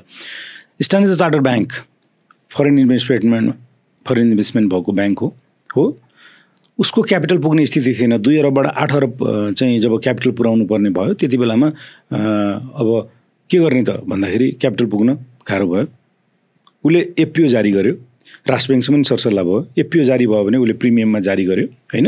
त्यो प्रिमियममा जारी भएपछि के भयो त त्यसबाट क्यापिटल रिजर्भ आयो, उसले क्यापिटलाइज गर्यो र त्यसबाट क्यापिटल पुर्यायो हो। धेरै ब्याङ्कहरूले त्यस्तो गर्यो। अब अचानक चाहिँ महालेखा परीक्षकको प्रतिवेदन उहाँले बुझ्नु कति भयो बुझ्नु कति भएन। अब त्यत्रो ठुलो मान्छेलाई नबुझ्या त भन्दाखेरि त अलिकति अप्ठ्यारो हुन्छ। कति स्टडी गर्यो तर सोच कस्तो छ त भन्दाखेरि यिनीहरू खराब हुन्, यसलाई ठिक पार्नुपर्छ भन्ने सोच धेरै भएको ब्युरोक्राट्सहरूले बिगारेको देश हो क्या यो हैन। तपाईँले रेट्रोस्पेक्टिभ इफेक्ट लगाएर तपाईँले क्यापिटल गेन ट्याक्स लगाइदिनु हो हैन। नोबेल ब्याङ्कले मात्रै पनि 165 करोड रुपियाँ म त भन्छु पेनाल्टी तिर्यो मर्जर गरे बापत। किन भन्दा पहिला क्यापिटल रिजर्भ एकदम फ्री भन्यो, राष्ट्र ब्याङ्कले दियो, बोनस जारी गऱ्यौँ हामीले हैन। यो हिसाबले बजेटले पनि त्यसलाई चाहिँ लिएर कसेर इभन अदालतले समेत चाहिँ होइन ब्याङ्कले त पैसा फेरि दिनैपर्छ यो त सही हो भन्यो। जबकि क्यापिटल रिजर्भबाट क्यापिटलको एउटा एकाउन्टबाट अर्को बोनस सेयरै दिएको, क्यास दिएको होइन भन्दाखेरि क्यापिटलको एउटा इन्स्ट्रुमेन्टबाट अर्को इन्स्ट्रुमेन्ट हुँदाखेरि चाहिँ यो सेक्टरले 13 अरबभन्दा बढीको म त पेनाल्टी भन्छु जरिवाना तिर्यो। के को लागि त भन्दा मर्जर एक्विजिसन राम्रो काम गरिदिए बापत र ट्रान्सपेरेन्ट भए बापत। त्यो एक्सपिरियन्सले स्ट्यान्डर्ड चार्टर्ड ब्याङ्कले आज के भन्छ, कम नेपाल राम्रो छ भन्छ। एनसेल हो, एनसेलले के गर्यो, एनसेलले नआइदिएको भए कस्तो हुन्थ्यो, आएर केही त एडभान्टेजेस छ, जबरजस्ती गरे त होइन। मोनोपोली थियो, मोनोपोलीबाट हट्यो, कम्पिटिटिभ भयो, रेटहरू सस्तो भयो, उसले सर्भिस एक्सपान्ड गरेपछि अर्को सर्भिस प्रोभाइडरलाई पनि पर्यो, त्यत्रो राम्रो काम गर्यो, जनतालाई सजिलो भयो। तर उसले सेयर बेचेर दुःख दिएको छ, एनसेल बन्द गरौँ, अभियान चलाउँ भनेको छ, गाली गरेको छ, धुमधाम गरेको छ, कहिले अदालतले यो भनेको छ। ए बाबा कानुन त्यति कन्फ्युजिङ हुन्छ हैन। देशको कानुन चाहिँ एउटातिर त तर्कुलले .com यतापट्टिको माथिको सेक्सन हेरेर मजाले दिन मिल्ने, अनि अर्कोतिरबाट घुमाएर चाहिँ फेरि तिमीसँग पेल्न मिल्ने प्रकारको कानुन बनायो भने त्यो एनसेलको एक्सपिरियन्सले के भन्छ, ल आऊ एफडिआई भन्छ। सूर्य नेपाल मजदुरहरू चाहिँ ल जुत्ताको माला लगाऊ भनेर धुमधाम पारेर भागेर गयो। त्यसको एक्सपिरियन्सले के भन्छ, एफडिआई आउँदाखेरि एफडिआईको पहिलाको हिस्ट्री हेर्दैन। हामीले कस्तो देश बनाइरहेछौँ भने पहिलो कुरा इन्भाइरोमेन्ट र सेकेन्ड कुरा चाहिँ जुडिसियरी सिस्टम चाहिँ वेलकमिङ हुनु पऱ्यो। यो भनेर मात्रै सभा सेमिनार गरेर हजारौँ मान्छे चाहिँ त्यो एउटा 5 स्टार होटलमा गरेर यहाँको कमिटमेन्ट त्यहाँको कमिटमेन्ट, साँच्चीकै रेड कार्पेट चाहियो। रेड कार्पेट साँच्चीको चाहियो नि त। त्यो भन्दा एक्सपिरियन्स म्याटर्स। अहिले एक्जिस्टिङ एफडिआईज जो छ तिनीहरूको एक्सपिरियन्स म्याटर गर्छ। उनीहरूको एक्सपिरियन्स बेटर बनाउनुहोस् न, अनि सभा सेमिनार गर्नै पर्दैन, अटोमेटिकली त्यसले कनेक्ट गरेर ल्याएर आउँछ। त्यस कारणले म त भन्छु कि हाम्रो मेन्टल स्टाटस, त्यसपछि गएर हाम्रो लिगल सिस्टम हैन र इन्भाइरोमेन्ट, यसलाई चाहिँ इम्प्रुभ गरिदिउँ भने अटोमेटिक आउँछ। भने यो भने त इन्भेस्टमेन्ट आउने भनेको त त्यही चिजहरूमा जहाँ पनि यो जब पानी कता बग्छ भन्नुहोस् त, पानी त ओह्रालोतिरै बग्छ नि त। त्यस कारणले ओह्रालो बनाउनलाई त्यही हो, अलिकति लिगल जुडिसियरी सिस्टमलाई राम्रो बनाइदिनु पऱ्यो, वेलकमिङ इन्भाइरोमेन्ट हुनु पऱ्यो हैन, र उनीहरूको एक्जिस्टिङ एफडिआईजहरूको चाहिँ एक्सपिरियन्स बेटर गरिदिनु। सो यही कुरामा म जोडिहाल्छु होइन। नोबेलले हेर्ने भने चाहिँ होइन, म अलि होमग्रोन आउँछु होइन। नोबेलको थट प्रोसेस, हजुरको थट प्रोसेस भनौँ होइन, एज अ सिइओ होइन, कस्तो खाले बिजनेसेसहरूलाई चाहिँ हजुरहरूले चाहिँ हेर्दै हुनुहुन्छ जुन बिजनेस चाहिँ एकदमै स्केल गर्न सक्छ होला इन द कमिङ इयर्स? होइन, अब अलिकति मैले गर्नु भन्नु पर्दाखेरि चाहिँ आइटी सेक्टरलाई बढी फोकस गर्नुपर्छ जस्तो लाग्छ मलाई अहिले होइन। किन भन्दा राम्रो पनि गरिरहेको छ, नेपालमै भइरहेको आइटी कम्पनीजहरूले पनि राम्रो गरिरहेछ होइन। अहिले अब त्यो भनौँ त्यो F1 सफ्टवाला ग्रुपहरू साथीहरू साँच्चै राम्रो गरिराख्नु भएको छ, मलाई गर्व लाग्छ। उनीहरू अहिले गएर बाहिरको इन्टरनेसनल स्केल पनि गर्न मिल्छ, गरिरहेछ, वातावरण खुलिसकेको छ, 2-3टा कन्ट्रीमा अलरेडी लागि पनि सक्यो। त्यस कारणले त्यो एरियामा अलिकति बढी काम गर्नुपर्छ जस्तो लाग्छ। अनि त्यो बाहेक चाहिँ अलिकति हामीले फोकस गर्नुपर्ने भनेको चाहिँ जुन एरियामा जेको पोटेन्सियल छ, जस्तै हाम्रो कतै स्याउ होला, कतै चाहिँ भनौँ न जे छ, अदुवा छ भन्छ, अर्को छ भन्छ, तर त्यसको चाहिँ हामीले प्रडक्सन चाहिँ कमर्सियल प्रडक्सन गर्न सक्ने गरिकन सेट गऱ्यौँ भने राम्रो स्कोप देख्छु। एग्रिकल्चरतिर पनि स्कोप होला। अनि त्योभन्दा टुरिज्मलाई मात्रै पनि हामीले चाहिँ धेरै राम्रो गर्न सक्छौँ कन्ट्रीमा, तर त्यसको लागि इन्फ्रास्ट्रक्चर चाहिन्छ होइन। इन्फ्रास्ट्रक्चर साँच्चीकै निराशाजनक छ भन्छु म चाहिँ। किन भन्दा बजेटको चाहिँ एउटा सानो चङ्क अहिले त अलिकति बढी छ, 17-18% चाहिँ बजेटको छुट्याउने अनि त्यो छुट्याएको मध्ये पनि 50% युज नहुने अनि 50% को पनि अब अनि कट्याङकुटुङ यताउता गर्दा गर्दै 50% हुँदाखेरि चाहिँ हाम्रो इन्फ्रास्ट्रक्चरहरू एकदमै पुवर भयो त्यो छ। त्यसबाहेक चाहिँ अब हाइड्रो पावरको पोटेन्सियल त हामीले अहिले पनि भन्छौँ कि अब हामी सेल्फ सस्टेन हुने कुनै एउटा एरिया छ भने हाइड्रो पावर हो र गभर्मेन्टले पनि छिटै 10,000 मेगावाट प्लस चाहिँ हाइड्रो पावर जेनेरेट गरेर चाहिँ एक्सपोर्ट गर्ने भनेर प्लान पनि ल्याएको छ, सहजता गर्ने कुरा गरिरहेछ। तर त्यसैमा चाहिँ अस्ति मात्रै फेरि बजेटमा कसले हाल्यो होइन त्यो टेक ओभर पे होइन टेक एन्ड पे भनेर हालिदियो भने चाहिँ यो चलखेल गर्नुभन्दा पनि यस्तो यस्तो एरियाहरू टुरिज्ममा हाइड्रोमा आइटी सेक्टरमा बेसिकली होइन र आइटीमा हामीले राम्रो गर्न सक्यौँ भनेपछि चाहिँ स्केलेबिलिटी चाहिँ त्यहाँ देख्छु मैले। म जोडिहाल्छु टेक एन्ड पे होइन, यसलाई बुझाइदिनुहोस् न भाके भन्नु त होइन। टेक एन्ड पे र टेक ओभर पेमा चाहिँ तपाईँले इलेक्ट्रिसिटी जेनेरेट गरिसक्नुभयो भने टेक ओभर पेमा चाहिँ तपाईँ लिनुहोस् या नलिनुहोस् जेनेरेट भएको बिजुलीको पैसा तपाईँले तिर्नुपर्ने हुन्छ, त्यो बिजुली म्यानुफ्याक्चरर कम्पनीले पाउँछ। टेक एन्ड पे भयो भने चाहिँ तपाईँले उसले अब भोलि चाहिँ एनईले लिदियो भने पैसा पायो, होइन म लिन्न भन्नु पनि पायो, त्यो चोइस भयो। त्यो हुँदा बित्तिकै त्यत्रो लगानी गरेको चिजको चाहिँ सर्टेन्टिटी भएन भनेपछि बिजुली त तपाईँले प्रोडक्सन गर्नुभयो तर अब बढी भयो अहिले चाहिएन हामीलाई भनेर एनईले लिदिएन भने त तपाईँको त बिजुली त के हो कति स्टोर भएर त बस्दैन भनेपछि त्यो चाहिँ समस्या हो। मैले किन हजुरले यो सोधेँ भन्दाखेरि मलाई थाहा छ बिचमा केही समय थोरै हजुर हाइड्रोमा पनि अलिकति इन्भल्भ हुनुहुन्थ्यो, बिचमा केही समय कोरियनमा थियो के अरे होइन, 8-9 महिना एउटा हाइड्रो पावर डेभलप गरौँ लाग्नु भएको थियो नि त होइन, त्यसैले मात्र मैले यो सोधेँ होइन। अन्यलता हुँदैन र कोही व्यक्तिले त्यत्रो लगानी गरेर त्यही अन्यलताले नै के हुन्छ कसो हुन्छ भन्ने कुरा भयो। तर स्टेटमेन्टहरू फेरि आइसकेको छ, चेन्ज भइसक्यो। ऊर्जा मन्त्रीले आफै पनि यो टेक ओभर पेमै हुन्छ, टेक एन्ड पे हुँदैन, किनभने हाम्रो 10,000+ मेगावाट जुन गर्ने हाइड्रो पावरलाई उत्पादन गरेर एक्सपोर्ट गर्ने भन्ने प्लान छ। यो टेक ओभर पे होइन, टेक एन्ड पे भयो भने त एज अ ब्याङ्क मैले फाइनेन्सिङ कसरी गर्छु म गर्दिनँ नि त होइन, किन भन्दा भोलि चाहिँ उसकै पैसा आउने ठेगान छैन भने उसले पैसा आएर मलाई तिर्ने हो होइन, उसले डिफल्ट गर्ने प्रोबेबिलिटी बढ्छ भने म पनि इन्ट्रेस्टेड नहुन सक्छु नि त भने त्यो हिसाब किताबले त्यो चेन्ज हुन्छ जस्तो लाग्छ मलाई। इन्ट्रेस्टिङ। नेपालीले बाहिर इन्भेस्ट गर्न पाउने कुरा हजुरलाई कस्तो लाग्यो?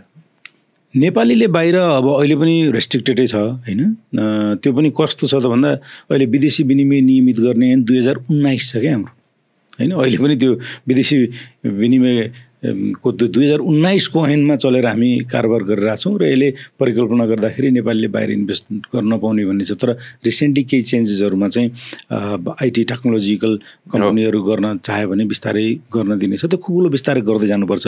र मेरो पनि विचार के हो त भन्दाखेरि यदि कुनै नेपालीको पोटेन्सियल चाहिँ एकदमै आफ्नो बिजनेसलाई अपस्केलिङ गरेर बाहिर जान खोज्छ सक्छ, उसको क्यापासिटी छ भने एउटा लेभल हेरेर चाहिँ उसलाई बाहिर जान दियो भने के भयो त, एउटा नेपालीले चाहिँ नेपालको झन्डा गाडेर चाहिँ विदेशभरि व्यापार गर्दै गर्दा हाम्रो पनि इज्जतै बढ्छ। नेपालीहरूको छोराहरू चाहिँ सबै त्यो उयो भेडा चराउनलाई र टोयलेट सफा गर्नलाई साउदी कतार जानुपर्छ भनेर त लेखेको छैन नि त होइन। अहिले पनि अब त्यो विभिन्न हिसाब किताबले म्यानेज गरेर कहीँ न कहीँबाट विनोद चौधरीजीले गर्नुभयो। आज होइन अस्ति म दुबई गएँ, दुबईको चाहिँ ताज होटलमा चाहिँ आफ्नै होटल होइन, ताज होटलमा नेपालको झन्डा फहराइरहेछ, त्यो गर्व महसुस आफ्नै होटलमा बसे जस्तो लाग्दैन होइन भने नेपालको झन्डै गाडेर चटक्रको चाहिँ एउटा होटल चलाइरहेछ भन्दाखेरि त्यहाँ झाडु पोछा गर्ने तल स्विपर त्यहाँको टोयलेट सफा गर्ने मान्छे मात्र होइन, ओनर पनि यसको नेपाली हो भन्दा गर्व फिल हुँदैन र भने नेपालीले कि भाग्यमै सधैँभरि त्यही गर्ने ल्याएर आएको हो र भने त्यो चिजहरूमा चाहिँ कहीँ न कहीँ फ्लेक्सिबिलिटी दियो भने त्यसमा सजिलो हुन्छ जस्तो लाग्छ। त्यसलाई नियमन पनि गर्ने तर अपर्च्युनिटिजहरू ठिक ठाउँमा छ भने प्रमोट पनि गर्ने, सो द्याट नेपालीहरू पनि इन्टरनेसनल लेभलमा चाहिँ व्यापार गर्न सकोस् भन्नेतिर ब्याङ्कै पुग्न सक्छ नि कुनै दिन, आज नहोला सक्छ, किन नसक्नु होइन त, आज नहोला मेबी डाउन द रोड होइन। अघि नै हजुरले थोरै एउटा शब्द प्रयोग गर्नु, म त्यो त्यसमै टच बेस गर्नु मलाई मर्जर्स भनेर हजुरले भन्नुभएको थियो होइन, जस्तै अब आइएमई जनतासँग होइन मेगाकै हामीलाई थाहा छ होइन, मर्जर्सलाई चाहिँ मेरो लिसनरले कसरी लिन सक्छ कि होइन, जस्तै ब्याङ्क मर्जर भयो भनेर जब कुरा आउँछ नि होइन, यसलाई राम्रो वेमा कति राम्रो वेमा लिने कि यसलाई होइन? ब्याङ्कहरू मर्ज हुने कुरालाई त राम्रै लिनुपर्छ हजुर। किन त भन्दाखेरि ब्याङ्क मर्ज हुने भनेको चाहिँ जस्तै भनौँ न पहिला एनबी ब्याङ्कलाई हामीले नोबेल ब्याङ्कले एक्वायर गऱ्यौँ। पहिला हुँदाखेरि म्यानेजमेन्टको कस्ट त 2टा ब्याङ्कको थियो होइन, त्यहाँ सिओ 2टा थियो नि, अब एउटै सिओ भयो, तर त्यो सिओको तलब चाहिँ 2टा सिओको बढाएर होइन कि एउटै सिओको भयो, कस्ट सेभिङ भयो नि होइन।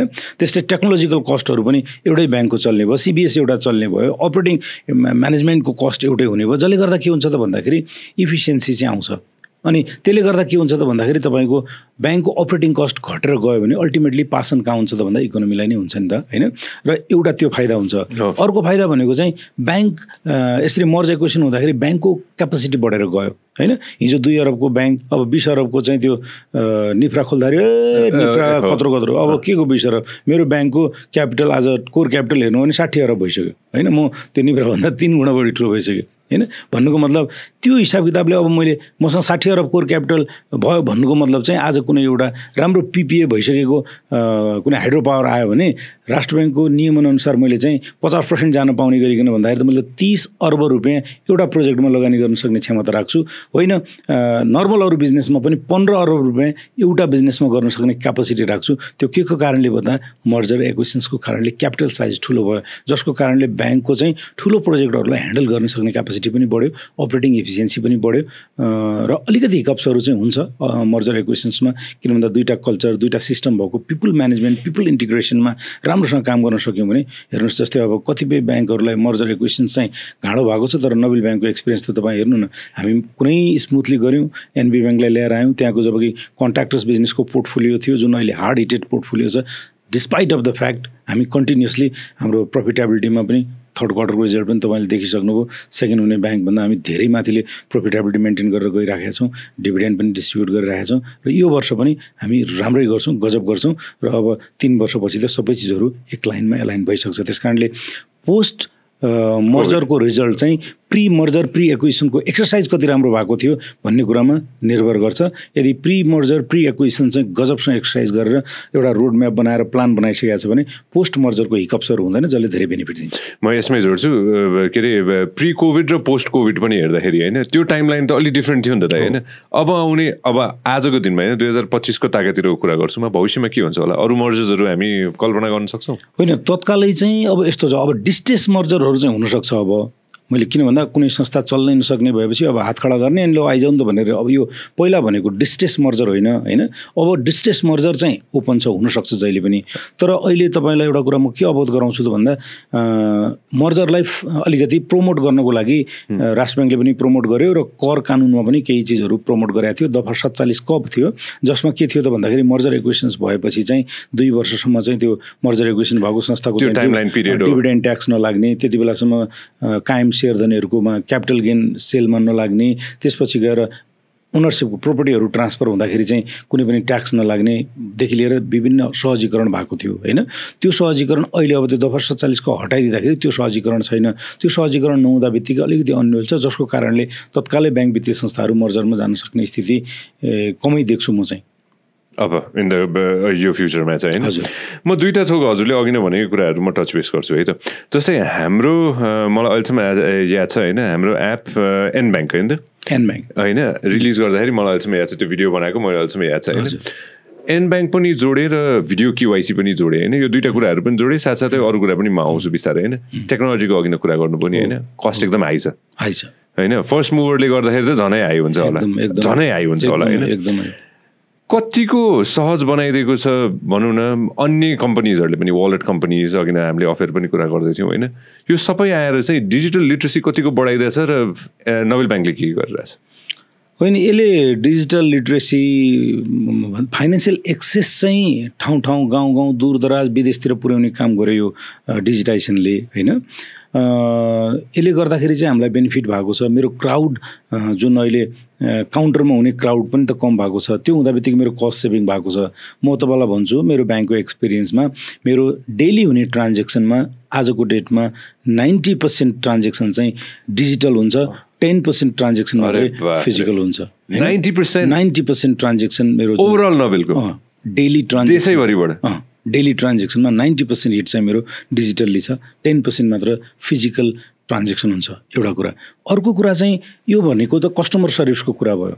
तपाईँ मेरो कुरा गर्नुहुन्छ भने म आज मेरो टेबलमा कुनै पनि फाइल हार्डली आउँछ, सबै डिजिटल्ली आउँछ म कहाँ होइन। हामी सबै लोनको प्रोसेस पनि हाम्रो डिजिटल्ली आउँछ, मेरो चाहिँ अरू कुनै मेमोहरू एप्रुभ गर्नुपर्ने भने डिजिटल्ली आउँछ अनि त्यो डिजिटल्ली पनि मोबाइलबाटै मैले अपरेट गर्न सक्ने गरी आउँछ। सो म बाटोमा हिँड्दा जाँदा कहीँ जाँदाखेरि पनि म मजासँग गाडी चलिरहेछ, जाम परिरहेछ, मेरो अफिस जान हतार छैन मलाई, किन भन्दा म मेरो मोबाइल अन गरेर पटापट त्यहाँबाट एप्रुभ गर्नुपर्ने, क्विक क्वेरी राख्नुपर्ने, जे गर्नुपर्ने काम चाहिँ गर्न सजिलो पारिरहेछ। त्यस कारणले सबै थोक वेबसाइट मार्फत पनि छ, सबै थोक कस्टमरलाई होइन त, एन्ड युजरलाई सबै थोक वेबसाइट एप सबै थोक सबै छ। र हामी बिस्तारै अब चाहिँ यो जुन पर्सनल लोन अघि तपाईँले देखाइराख्नु भएको थियो नि, mortgage loan, vehicle loan, home loan, यो लोनहरू पनि डिजिटल्ली दिन सक्ने सिचुएसन हुन्छ भन्नेमा लागिरहेछौँ र छिटै त्यस्तो प्रकारको लोनहरू पनि डिजिटल्ली एप्लाई गरेर डिजिटल्ली एभेल गर्न सक्ने स्थिति आउँछ। बाइ द वे मैले भन्न अघि नै छुटेको थिएँ, द ब्याङ्कर म्यागजिन चाहिँ Asia Pacific technology award goes to Nabil bank. Congratulations on that. Thank you. होइन यो धेरै ठुलो कुरा हो, धेरै ठुलो कुरा हो नेपालको ब्याङ्किङ सेक्टरको लागि, यो धेरै ठुलो कुरा हो यो अवार्ड होइन। डिजिटल 5-8 वर्ष अगाडि कल्पना गर्न सकिन्न थियो होला होइन, यो 5 वर्षको अन्तरालमा यसरी फड्को मारेछौँ होइन। च्यालेन्जेस के रहेछ सिक्युरिटीको, स्पेसली सिक्युरिटीको कुरामा? होइन, च्यालेन्जेसहरू चाहिँ डिजिटल ब्याङ्किङमा अलिकति बढाएको छ र यसमा अवेरनेस चाहिँ अलिकति बढाउनु पर्ने स्थिति चाहिँ छ कस्टमर एन्डमा है। डिजिटल्ली अब तपाईँ आजको डेटमा ल यो क्युआर पठाइदिएँ, यसमा पैसा पठाइदिएँ भन्छ होइन, स्वाट मान्छेले पठाइदिन्छ। 2-4वटा तपाईँहरूलाई यस्तो तपाईँको धेरै युथहरूले पनि हेर्छ, धेरै मान्छेहरूले तपाईँको होइन यो पोडकास्टलाई हेरेर हुन्छ। म कहाँनिर अलिकति यहीँबाट पनि पहिला एजुकेट गर्न चाहन्छु त भन्दा डिजिटल्ली जुन सर्भिस पाइराख्दाखेरि सर्भिसको एक्सेस चाहिँ एकदम सजिलो भयो होइन, हामीले सजिलोसँग सर्भिस दियौँ, तर त्यसमा हामीले केयरफुल नहुँदाखेरि लस गर्ने सम्भावना त्यस्तै छ। धेरैवटा कम्प्लेन डेली बेसिसमा आउँछ, जस्तै तपाईँलाई भनौँ के भन्छ, तपाईँलाई चाहिँ कहीँ उपहार पर्दैछ केही पर्दैछ भनेर चाहिँ एसएमएस होइन आउँछ, फोन आउँछ, एसएमएस आउँछ, तर त्यो उपहार लिनुको लागि चाहिँ तपाईँले 5,000 रुपियाँ पहिला यहाँ रजिस्ट्रेसन फी तिर्नुपर्छ भनिदिन्छ, 5,000 हाल्छ, त्यसपछि त्यो गायब हुन्छ, ठगी हुन्छ। अहिले तपाईँ टिकटक खोलेर हेर्नुहोस्, कतिपय टिकटकहरूमा चाहिँ भयङ्करको सोफा सेट अनि मात्र 8,000 रुपियाँ all over the Nepal delivery भनेर राखिरहेको हुन्छ होइन, अनि त्यसलाई कपडाहरू राखिरहेको हुन्छ, अरू राखिरहेको हुन्छ, गजबको कोट राखिरहेको हुन्छ, 10,000 को कोटलाई 2,000 को कोट हेर्दा गजब छ। अनि हुन्छ के त भन्दा तिनीहरूले के भन्छ, ल पहिला पैसा यो क्युआरमा पठाइदिनुहोस् अनि हामी सामान पठाइदिन्छु। तपाईँ जब क्युआरमा पैसा पठाउनुहुन्छ गायब भइरहेको छ होइन, अनि घरमै बसी रोजगारी आउनुहोस् एकदम भनेर त्यो हुने नहुने एडहरू टिकटकमा हाल्छ, अन्त हाल्छ, मान्छेले कनेक्ट गर्छ। कसरी हजुर महिनाको 30-40 हज़ार घरमै बसी भनेपछि युथहरू अहिले काम नपाइरहेको साथीहरूलाई ओहो गजब रहेछ कनेक्ट हुनुहुन्छ। अनि उनीहरूले के भन्न थाल्छ भन्दा यसको लागि पहिला केही न केही ट्रेनिङ लिनुपर्छ, तपाईँले त्यसको लागि चाहिँ 10,000 रुपियाँ पहिला पठाउनुहोस् अनि ट्रेडिङ सुरु गर्छौँ भन्छ। अब ओहो ल 10,000 रुपियाँ एकचोटि लगानी गरेर घरमै बसी 40,000 आउँछ भने त वाइ नट भनेर बिचरा मागजोड गरेर त्यो युवाले कहाँबाट 10,000 रुपियाँ त्यसको क्युआर गरेर डिजिटल्ली पैसा पठाइदिन्छ। अनि पैसा पठाउँदा बित्तिकै त्यसले त्यसको फोन ब्लक गरेर हिँडिदिन्छ। अनि यति छिटो कि बिचरा कहीँ कनेक्ट भएर यसो मै कहाँ कति आउँछ, दाइ यहाँ चाहिँ मेरो पैसा हालेको चाहिँ मान्छे भाग्यो, यसको खाता चाहिँ नोबेल ब्याङ्कको क्युआरमा हालेको थिएँ मैले, नोबेल ब्याङ्कमा खाता थियो भन्छ। अनि मैले खोइ त भन्छु मेरो चाहिँ ब्रान्चमा हेर त बाबु त्यो खातामा भन्दाखेरि उसले पैसा हाल्न पाएको छ नि, एटिएमबाट निकालेर भागिहाल्छ, अर्कोमा ट्रान्सफर गरिहाल्छ होइन, सजिलो भएको छ नि त त्यो डिजिटाइजेसन। त्यस कारणले डिजिटल्ली ठग्न पनि सजिलो भएको छ। त्यस कारणले हामी यो कुराहरूमा चाहिँ ध्यान पुर्याउनु पर्ने हुन्छ, कसलाई पैसा ट्रान्सफर गर्दैछौँ, कहाँ पैसा ट्रान्सफर गर्दैछौँ भन्ने कुरा ध्यान दिनुपर्ने हुन्छ। आफ्नो पासवर्ड जहिले पनि केयरफुल्ली बेला बेलामा चेन्ज पनि गरिराख्ने, पिन पासवर्डहरू चाहिँ एकदम कन्फिडेन्सियली राख्नुपर्ने हुन्छ। हामी सेयर गरिदिन्छौँ कतिपय बेलामा, हुँदा त कतिपय भन्दा ल म त फलानु नोबेल ब्याङ्कबाट बोलेको, अब तपाईँको चाहिँ अहिले एकछिन गर्नुपर्छ, ल तपाईँकोमा चाहिँ त्यो ओटिपी के छ भनेर भने फट्ट भनिदिन्छ। कुनै पनि ब्याङ्कले फोन गरेर ओटिपी माग्दैन, ब्याङ्कमै हुन्छ, कुनै पासवर्ड माग्दैन। त्यति त लिट्रेसी चाहिँ वास्तवमा हामीले पुर्याउन नसकेको कारणले धेरै ग्राहकहरू ठगिनु भएको छ। अब उहाँकै लगइन पासवर्डबाट चाहिँ मजासँग ट्रान्जेक्सन भएको छ, ब्याङ्कले पनि केही गर्न सक्दैन र ठगले त्यहाँबाट त्यहाँ पैसा ट्रान्सफर गरेर कहाँको कहाँ पुर्याइसकेको हुन्छ। कतिपय मान्छे त समातिन्छन् पनि। त्यस कारणले डिजिटल ब्याङ्किङमा सर्भिस सजिलो भएको छ भने यो चिजहरू पनि थ्रेट पनि एकदमै बढिरहेको छ। त्यस कारणले सर्भिस लिने बेलामा अवेरनेस पनि कस्टमरको लेभलमा पुर्याउनु पर्यो, के गर्ने के नगर्ने र कसरी गर्ने भन्ने कुरा अलिकति पुर्याउन सक्यौँ भने हाम्रो ग्राहकहरू ठगिनबाट बचाउनु पर्छ। त्यो जिम्मेवारी चाहिँ अहिले वालेटहरू चलाइरहेको साथीहरूदेखि लिएर ब्याङ्किङ सम्पूर्ण यो फ्याटेन्ट्रीले चाहिँ त्यो डिजिटल ब्याङ्किङमा अवेरनेस एउटा क्रिएट गर्न चाहिँ अझै बाँकी छ जस्तो लाग्छ मलाई। नेपाल प्रहरीसँग मिलेर होइन हातेमालो गरेर चाहिँ म त खुसी साथ एउटा कार्यक्रम चलाइदिन सक्छु यसको लागि होइन, बरु खास केही पनि चाहिएन होइन। यो चाहिँ एकदमै इम्पोर्टेन्ट कुरा भन्नुभयो हजुरले, थाहा छ किनभने यो एक हिसाबले सोच्दाखेरि मैले त हजुरले अहिले त डोमेस्टिक मात्र भन्नुभयो जस्तो लाग्यो मलाई, रेमिटेन्स गर्ने साथीहरूलाई पनि यसो सोचेँ कि मैले होइन, कतिजना खाडीबाट कतिजना साथीहरूले पैसा पठाउनुहुन्छ, आई बिलिभ हाम्रै छ, अन्य कति छन् धेरै मान्छे ठग्यो, त्यहाँ पनि कति ठगी हुन्छ होला, धेरै ठगेको छ। अनि तपाईँलाई त कहिलेकाहीँ इमेल आउँछ, मलाई एक्चुअली म त्यो बेला राष्ट्र ब्याङ्कमा काम गर्थेँ, एउटा इमेल आयो होइन, अनि डियर मिस्टर ग्यावाली अनि I am from Nigeria this and that होइन, अनि one person name this Gyawali होइन, he died here this and that होइन, अनि now we found you is a same surname so is a legal aid you can claim $10 million this and that होइन, आयो होइन email हेरेँ मैले, अनि हो त गजब हो होइन, इट वाज इन 2003-04 आजको कुरा हो र भने त्यो जमानामा भने। अनि त्यो के फिसिङ गरेको हो नि त। अनि त्यसपछि मैले चाहिँ रिप्लाई पनि गरेँ त्यसलाई होइन, रिप्लाई गरिसकेपछि एक राउन्ड त्यो how should I get money भनेपछि you need to pay this and that, यो त्यो भन्यो कम्युनिकेसन गरेपछि लास्टमा उसले के गरेँ त भन्दाखेरि त्यहाँ चाहिँ पहिला तैँले धेरै पैसा पनि मागेको छैन, $200 चाहिँ पठाइदिनुपर्छ, त्यो चाहिँ सर्टेन डकुमेन्टेसन गर्नको लागि $200 तिमीले पठाइदिनुपर्छ भनेर इमेल आएर उसले त्यहाँ पठाउनु पर्नेको एड्रेस पनि पठायो कि मलाई। अनि त्यसपछि मलाई त स्मार्टली थाहा भइहाल्यो, अरे बाबा त $10 million बाटै काट्नु 200 किन काट्नु, 2 लाख काट्नु होइन। त्यसपछि त मैले गरिनँ, तर कतिपय मान्छेहरू त्यति बेलामा चाहिँ ए हजुर मलाई त यस्तो चिट्ठा पऱ्यो रे, यो विदेशी विनिमय चाहिँ उता ब्याङ्कमा गएको त स्वीकृति राष्ट्र ब्याङ्कबाट लिनु पऱ्यो भनेर राष्ट्र ब्याङ्कमा अनुमति लिनु पनि आउँथ्यो कि भने, त्यो त संसारभरि उसले फिसिङ मेल पठाउँछ, त्यसमा त कतिवटा फस्छ केही न केही गरिहाल्छ। त्यस कारणले हामीले ध्यान दिनुपर्ने कुरा के हो त भन्दा जहिले पनि यो जहाँ बेपत्ता एकदम सस्तो छ केही छ भनेपछि हेर्नुहोस्, जहाँ लुक्रेटिभ चिज छ त्यहाँ रिस्क पनि छ भन्ने बुझिदियो मात्रै भने पनि धेरै मान्छे बच्छन्। अहिले डिजिटल्ली धेरै यो ठगी यताउता भइरहेको चाहिँ छ, ब्याङ्क एकाउन्टहरूलाई युज गरेर डिजिटल मनी ट्रान्सफर गरेर प्रब्लम पनि क्रिएट गराइदिएको छन्। त्यस कारण त्यो चिजहरूलाई अलिकति हामीले हेर्नुपर्ने जस्तो चाहिँ देख्छु म।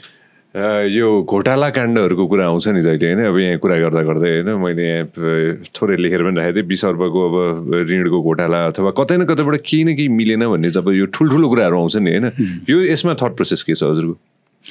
होइन यो घोटाला भएको हो होइन भन्ने कुरामा अब कुनै इन्डिभिजुअल केस भयो भने त्यसलाई भन्न सजिलो हुन्छ होइन, तर म आजको डेटमा के चाहिँ भन्छु त भन्दाखेरि जस्तै कतिपय ब्याङ्कको साथीहरूलाई जस्तै यहाँभन्दा पहिला पनि समस्या भयो होइन,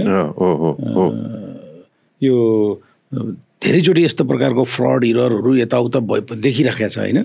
इन्भल्भ भएकोमा चाहिँ अलिकति समस्या चाहिँ के छ त भन्दा बदमासी गरेको छ नगरेको छैन, त्यो बदमासी गरेकोमा चाहिँ सिस्टमेटिकल्ली तलदेखि माथिसम्म चाहिँ तान्ने छ क्या ब्याङ्किङ कसरी लगाएर होइन, भने जो मान्छे अल्टिमेट बेनिफिसियरी भयो त्यो बदमासी गरेको आएको पैसाबाट त्यहाँ मात्रै ट्रिगर भइदिने भएपछि सजिलो हुन्छ। म तपाईँलाई मेरो आफ्नो एउटा एक्सपिरियन्स भन्छु है, म ज्योति विकास ब्याङ्कमा सिइओ थिएँ, त्यति बेलामा एकजना मेरो कुनै ग्राहकले एउटा ब्रान्चबाट 1.5 करोड जति पैसा लोन लिनुभएको थियो। त्यो लोन लिएको 1.5 करोडको पैसा चाहिँ उहाँले 1 करोड बढी चाहियो भन्नुभयो, पछि इन्हेन्समेन्ट गर्छु बिजनेस भन्नुभयो, बिजनेस चलिरहेको थियो।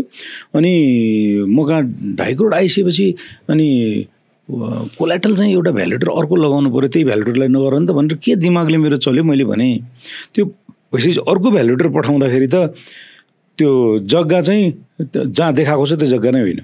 अनि भएछ के त भन्दाखेरि लाल पूर्जा चाहिँ छ, तर त्यो सबै त्यो ब्लू प्रिन्ट ट्रेस सबै नक्कली बनाएर कहाँ लाल पूर्जा कहाँ जङ्गलको चाहिँ भिरपाखोलाई ल्याएर सर्लक्क त्यो ब्लू प्रिन्ट ट्रेसमा चाहिँ 4 किल्ला प्रमाणित गर्दाखेरि चाहिँ सुरुक्क ल्याएर त्यो चाबेलको बडा गजबको ठाउँको चाहिँ 8 आना जग्गा देखाइदिएर बसेर रहेछ, त्यो पनि पुरा एकदम सेन्ट्रलको होइन। अनि मलाई त यति रिस उठ्यो, अब यो त यस्तो फ्रड डाँका फटा यसलाई के गर्ने त बोलाएँ मैले। अनि त्यसो सर यस्तो अनि हो भने स्वीकार गरेँ।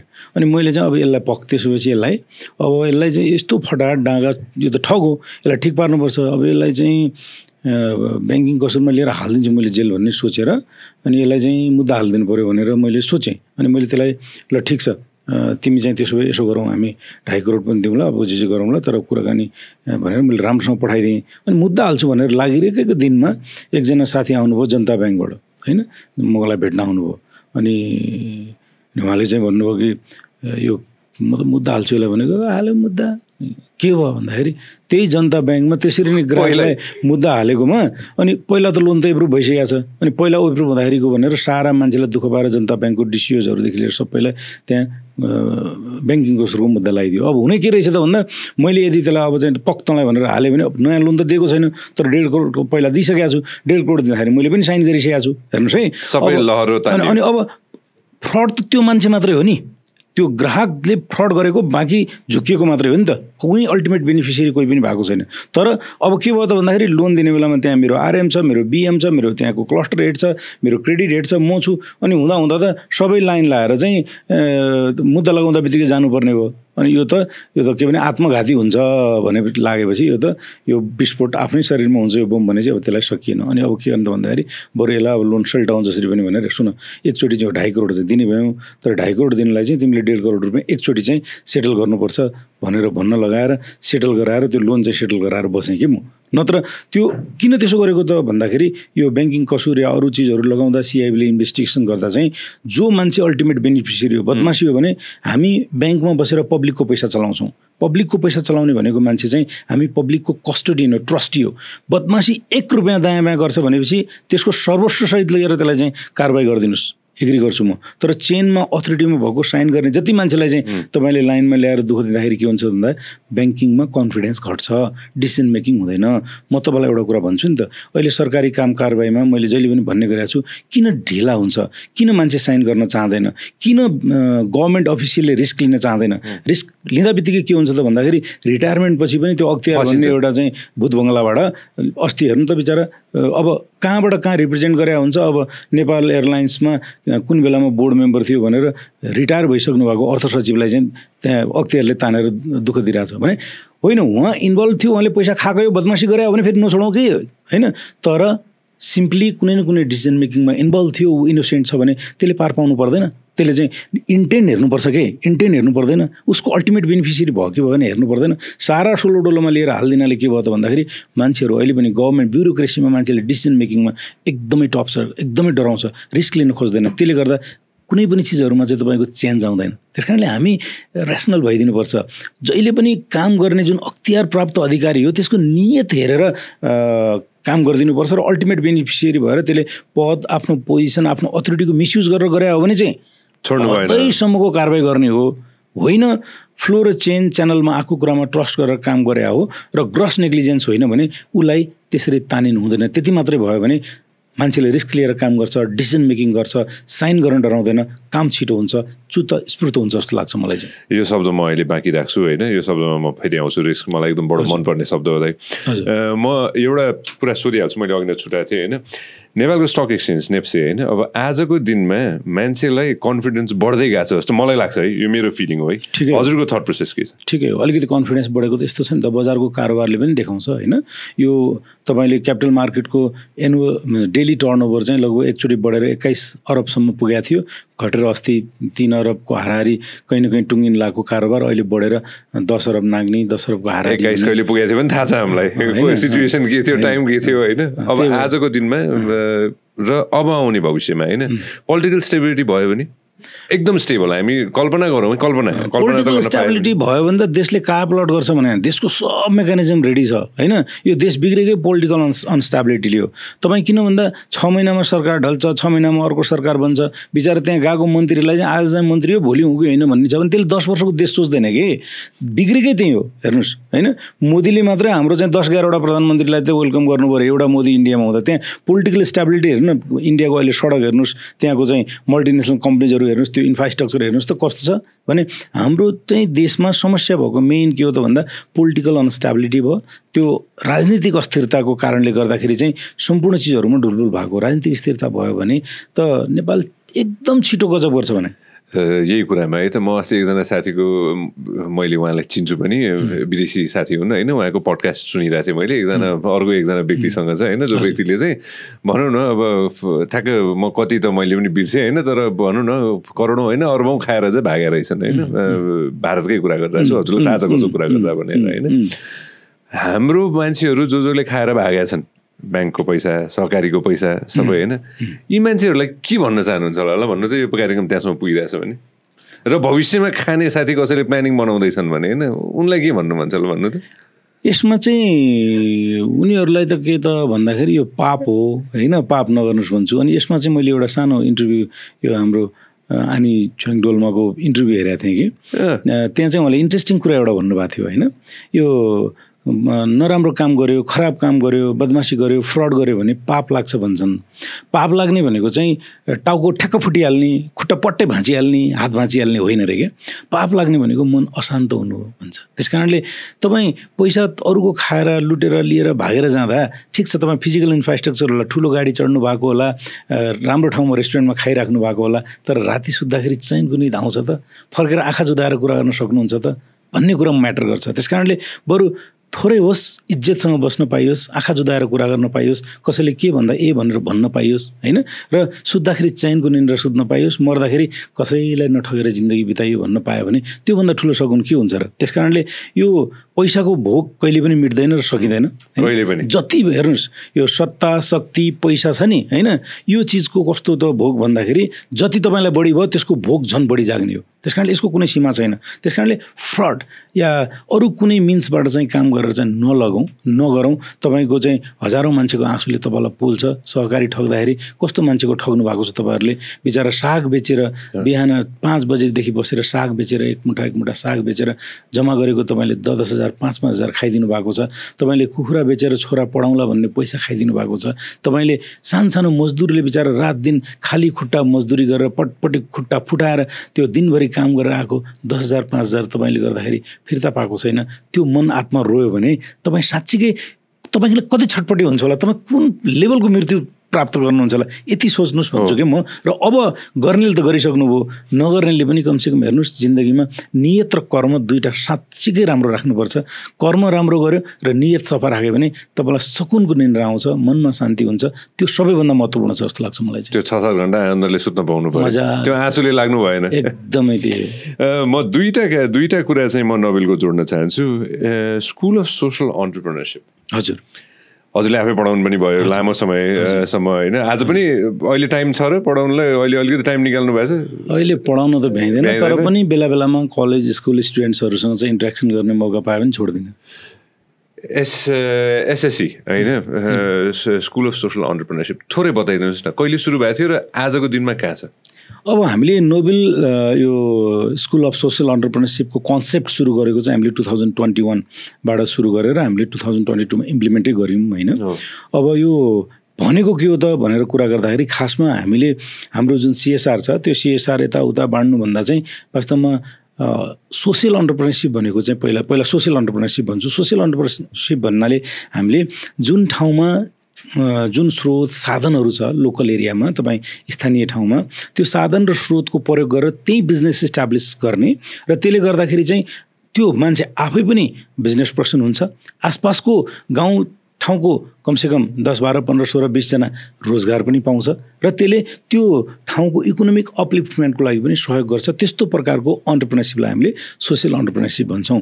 र देशभरिमा भएका युवाहरू जो पोजिटिभ माइन्डसेटका छन्, जो त्योलाई काम गर्न खोज्छन् तर स्किलफुल छैनन्, व्यवसाय गर्ने मन त छ तर कसरी गर्ने थाहा छैन भनेपछि हामीले इनरोल गराउँछौँ उहाँहरूलाई र इनरोल गरेर अहिले हामी 11वटा ठाउँमा सर्टिफिकेसन कोर्स चलाइरहेछौँ। एउटामा फेलोसिप TUसँग गएर फेलोसिप चलाइराखेका छौँ।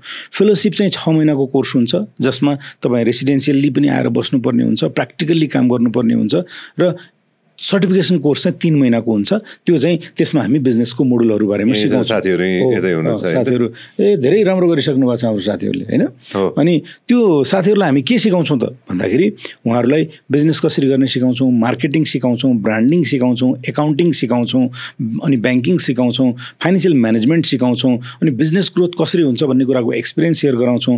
हामी तिनीहरूलाई एकाडेमिसियनहरूसँग भेट गराउँछौँ, सक्सेसफुल बिजनेस पर्सनहरूसँग गराउँछौँ र त्यो गराइसकेपछि उनीहरूलाई मेन्टर पनि प्रोभाइड गर्छौँ सो द्याट उनीहरू चाहिँ एउटा राम्रो बिजनेस पर्सन बन्न सकोस्। र यो अभियानले अहिलेसम्म हाम्रो स्कलर्सहरू जुन साथीहरू हुनुहुन्छ उहाँहरू अहिले चाहिँ 76 जना साथीहरूले बिजनेस इस्टाब्लिस गरेर 1200 भन्दा बढी मान्छेहरूलाई रोजगार दिएर विभिन्न प्रकारको काम गरिराख्नु भएको छ र यो अभियान चाहिँ हामी चलाइ नै राख्छौँ निरन्तर रूपमा र यसबाट चाहिँ साँच्चीकै इकोनोमिक अपलिफ्टमेन्ट एट लोकल लेभल हुन्छ भन्ने हाम्रो कन्फिडेन्स छ।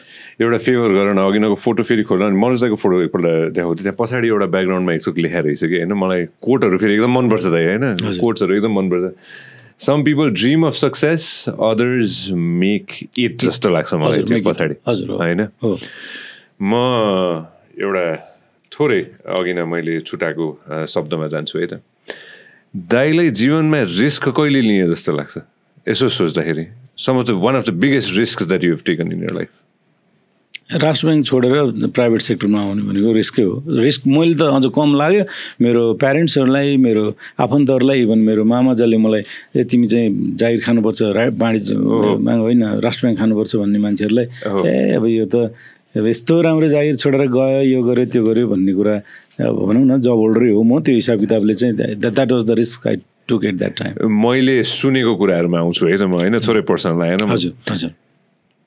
एसएलसीमा साथीभाइहरू धेरैजना पास भएनन् हजुरको साथीभाइहरू भन्ने सुनेको थिएँ मैले फर्स्ट राउन्डमै जम्मा हामी 167 जनामा 6 जना पास भयो त्यो माथि अप्सनल म्याथमा त म्याथै लिएर पढेर होइन हजुरले अप्सनल म्याथ चाहिँ हामी जम्मा 2 जना 167 जनामा 2 जनाले मात्र अप्सनल म्याथ ल्याएको थियो त्यो पनि एकजना साथीले बिचमा छोडिदिनु भयो अनि म एक्लै परेको थिएँ।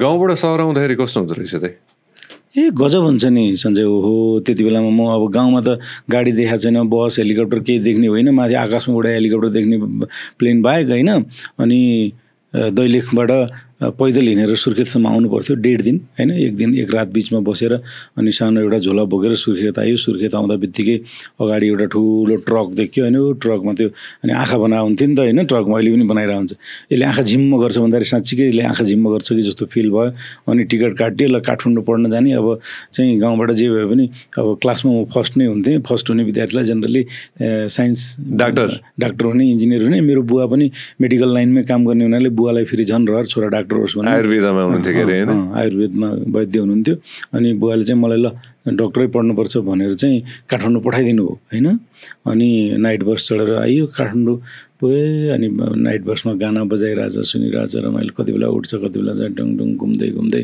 आयो अनि त्यसपछि काठमाडौँ छिर्यो काठमाडौँ छिरिसकेपछि चाहिँ त्यो त्यति बेला 3 व्हिलर हुन्थ्यो त्यो सानो अटो होइन अनि त्यो कालो विक्रम टेम्पो भन्छ त्यसलाई विक्रम टेम्पो भनेको चाहिँ अर्को अलि त्यो धेरैजना प्यासेन्जरहरू राख्ने हुन्थ्यो त्यो सानो अर्को अटो हुन्थ्यो क्या त्यो ट्याक्सी र त्यो कालोवाला हो क्या मिटर घुम्नेवाला अनि त्यो लिएर चाहिँ म चाहिँ मेरो दाइ बस्नुहुन्थ्यो घटेकुलामा फुपूको छोरा त्यहाँ गयो काठमाडौँ सहर कति ठुलो कि भयङ्कर ठुलो होइन अनि मान्छे गजब चाहिँ यो त कहाँ गाउँबाट यहाँ त कहाँ लाग्यो अनि गाउँबाट आएको मान्छे अब हामीलाई त धेरै त्यो स्मार्टनेस पनि थिएन भन्नुपर्छ कि होइन अनि मान्छे पनि फुच्चे नै थिएँ म 14 वर्षमा एसएलसी पास भएको सानो फुच्चे थिएँ अनि साथीहरूले नै जिस्काउने अनि त्यसपछि अब पछि 3 महिना जति चाहिँ मैले पढेँ साइन्स पढ्छु भनेर त्रिचन्द्र कलेज पढेँ अनि मेरो फेरि फुपूको छोराले साइन्स पढेर काम छैन बाबु डक्टर इन्जिनियर हुने भन्ने कुरा एकदम टप छ हेर अनि मलाई आफै भन्नुभयो कि तँ स्कुल फर्स्ट त भइस् तर मेरो दाइ पनि फुपूको छोरा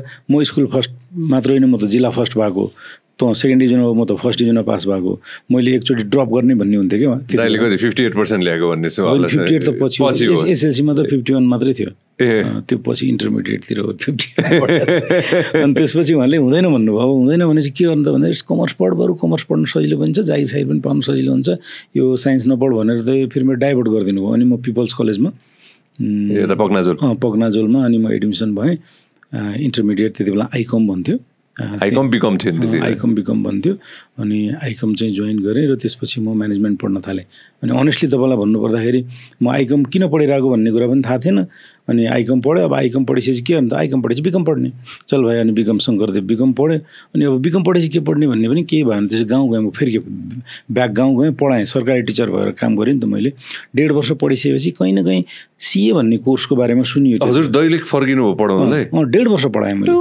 के पढाउनु भयो त्यति बेलामा म चाहिँ यो इकोनोमिक्स इङ्ग्लिस र म्याथ पढाउँथेँ हो र भने अनि 1.5 वर्ष पढिसकेपछि अनि त्यो सिएको बारेमा सुन्नुमा आयो अनि सिए भन्ने 2टा कुरा सुनियो पढ्न चाहिँ भयङ्कर गाह्रो तर पढिसकेपछि पैसा चाहिँ गजब कमाउँछ अनि पढ्न गाह्रो त जिन्दगीमा मलाई कहिले पनि लाग्थेन। अनि पढ्न त के गाह्रो हुन्छ र पढ्छु जस्तो लाग्यो। अनि अर्को कुरा ब्युटिफुल के थियो भने पैसा अत्यन्त कम खर्च हुने रहेछ, पैसै नलाग्ने लगभग। अनि मैले बुवासँग सल्लाह गरेँ, बुवा यो सिए भन्ने कोर्स हुन्छ अरे, अब यो त पढ्छु क्या हो म भने। पढ्छु भने जा भन्नुभयो। त्यसपछि मैले त्यहाँ जागिर सागिर छोडेर झोला बोकेर अनि हिँडेँ लखनऊ। अनि त्यसपछि गएर 2550 रुपियाँ भारूमा रजिस्ट्रेसन भयो। त्यही 2550 भारूमा रजिस्ट्रेसन भएकोमै स्टडी मेटेरियल टन्न पाइहालियो, किताब पढ्ने। अनि सिए पढ्न सुरु गरेँ त्यहाँबाट। भारत बसे कति 4-5 वर्ष भारत बस्नु? 4 वर्ष भारत बस्नु? 4 वर्ष बसेँ। वाउ। होइन फर्केर आइसकेपछि देयर यु गो। दाइ परिवार? मेरो भाइ, मम्मी, बुवा, छोरी हो त्यो चाहिँ। म चाहिँ एज अ अफिसर जोइन गर्नु भएको थियो कि के थियो? हजुरको पोजिसन के थियो फर्स्ट ब्याङ्कमा जागिर खाँदाखेरि? फर्स्ट चाहिँ असिस्टेन्ट डाइरेक्टर भन्थ्यो थियो होइन, राष्ट्र ब्याङ्कमा मैले। Assistant director? ओके। म चाहिँ राजन विक्रम थापा हजुरको को हुनुहुन्छ उहाँ? ए मेरो साथी अनि उसले मलाई सिए पढाउनलाई इन्करेज गर्ने मान्छे उयो हो होइन त? उहाँ पछि ब्याङ्कमा पनि उहाँले नै सजेस्ट गरे भन्ने सुनेको थिएँ। होइन कहाँ, त्यो त गजब। राजन विक्रम र म सँगै बस्थ्यौँ यहीँ सानेपामा होइन। अनि पहिला एकजना हाम्रो दाइ हुनुहुन्थ्यो, अनि प्रकाशचन्द्र थापा होइन। अनि प्रकाशचन्द्र थापा दाइ चाहिँ एउटा एयरलाइन्समा काम गर्नुहुन्थ्यो त्यति बेलामा। It was in 1997-98 like that होइन। अनि त्यति बेलामा चाहिँ अनि दाइले 25,000 तलब खानुहुन्थ्यो अरे क्या त्यति बेलामा, 1997मा 25,000। अनि त्यो राजनले मलाई जहिले पनि के भन्यो भने, सुन्न यो सिए पढ्यो भने त क्या गजब हुन्छ नि, दाइले 25,000 जागिर खान पाउँछ यार, यो त्यो भन्थ्यो। सिएहरू धेरै नै कम हुन्थ्यो नि त होइन। अनि उसले मेरो दिमागमा सिए हालिदिएको पहिला सुरुमा। अनि त्यसपछि म चाहिँ सिए पढेँ, फर्केर आएँ। अनि त्यसपछि राष्ट्र ब्याङ्कमा जागिर खान थालेँ। अनि उसले त्यति बेलामै जागिर पाइसकेको थियो। त्यति बेलामा आफूलाई राष्ट्र ब्याङ्क, वाणिज्य ब्याङ्क, नेपाल ब्याङ्क उस्तै लाग्थ्यो क्या, को नियमनकारी के लिस्ट बहुत अबाउट द्याट। अनि ब्याङ्कमा नाम निकाल्यो भन्ने चाहिँ थाहा थियो, कहीँ निकाल्यो पनि थाहा थिएन। फेरि पछि त म राष्ट्र ब्याङ्कमा नाम निकालेँ। अनि त्यसपछि त भेट्न आएर राजन मलाई। अनि त्यति बेलासम्म त ऊ पनि त्यहाँ इन्टरनल कम्पिटिसन थियो, मभन्दा पहिल्यै सहायक निर्देशक भइसकेको रहेछ। अनि वास्तवमा सुरुमा सिए पढ्नुपर्छ भनेर चाहिँ कुरा गर्ने साथी चाहिँ ऊ नै हो। अहिले उसले छोरीलाई चाहिँ सिए पढाइरहेछ। सरकारी जागिर जे भए पनि एउटा स्टेबल हो नि त होइन। कतिले त गीतै बनाएको साथीहरूले। त्यसमाथि पनि राष्ट्र ब्याङ्क भनेको त झनै लुक्रेटिभ हो होइन। त्यही थियो एउटा risk, one of the biggest risk मैले लिएको। अरू त रिस्क भन्दा पनि चोइस भन्छु कि मैले होइन। जिन्दगीमा के रिस्क भन्ने हो र। अब फर्चुनेटली गाउँमा जन्म्यो भने नि बाउआमाले कहिल्यै पनि दुःख पाउनु परेन।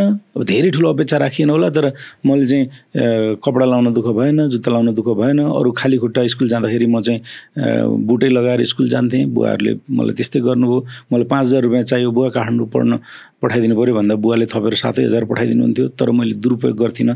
बुवाको दुःख थाहा हुन्थ्यो, किन भन्दा मभन्दा पछाडि 5 भाइ बहिनी थिए, हामी 6 भाइ बहिनी होइन। बुवाको सानो एउटा जागिरले मलाई काठमाडौँ पढाउनुको साथै त्यो पनि खर्च धान्नुपर्छ भन्ने सेन्स म भित्र थियो।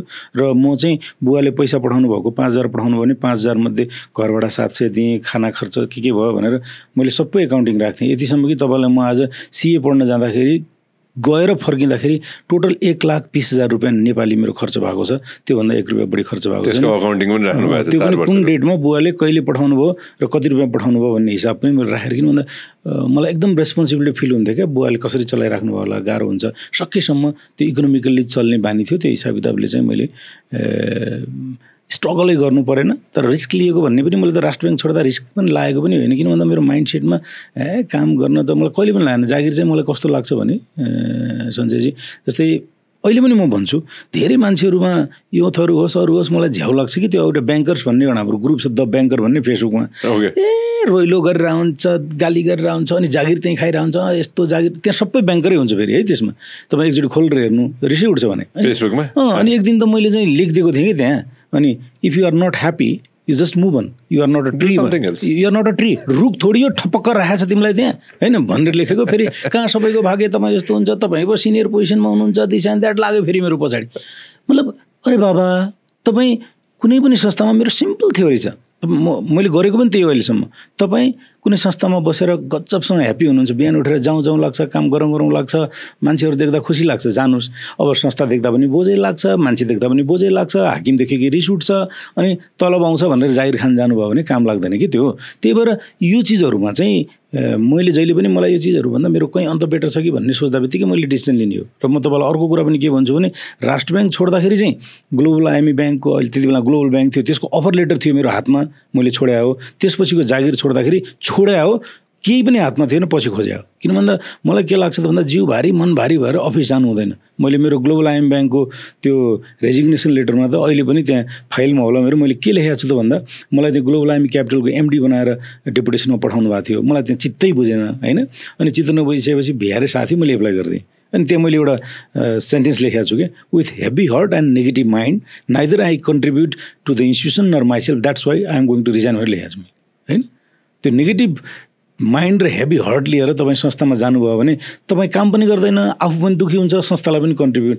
So stop here. जाने के बाटो लाग्ने हो भने डराउने होइन जिन्दगीमा। अनि तपाईँको मैले अघि पनि भने कर्म ठिक छ र नियत सफा छ भने नि दुःख पाउँदैन मान्छेले।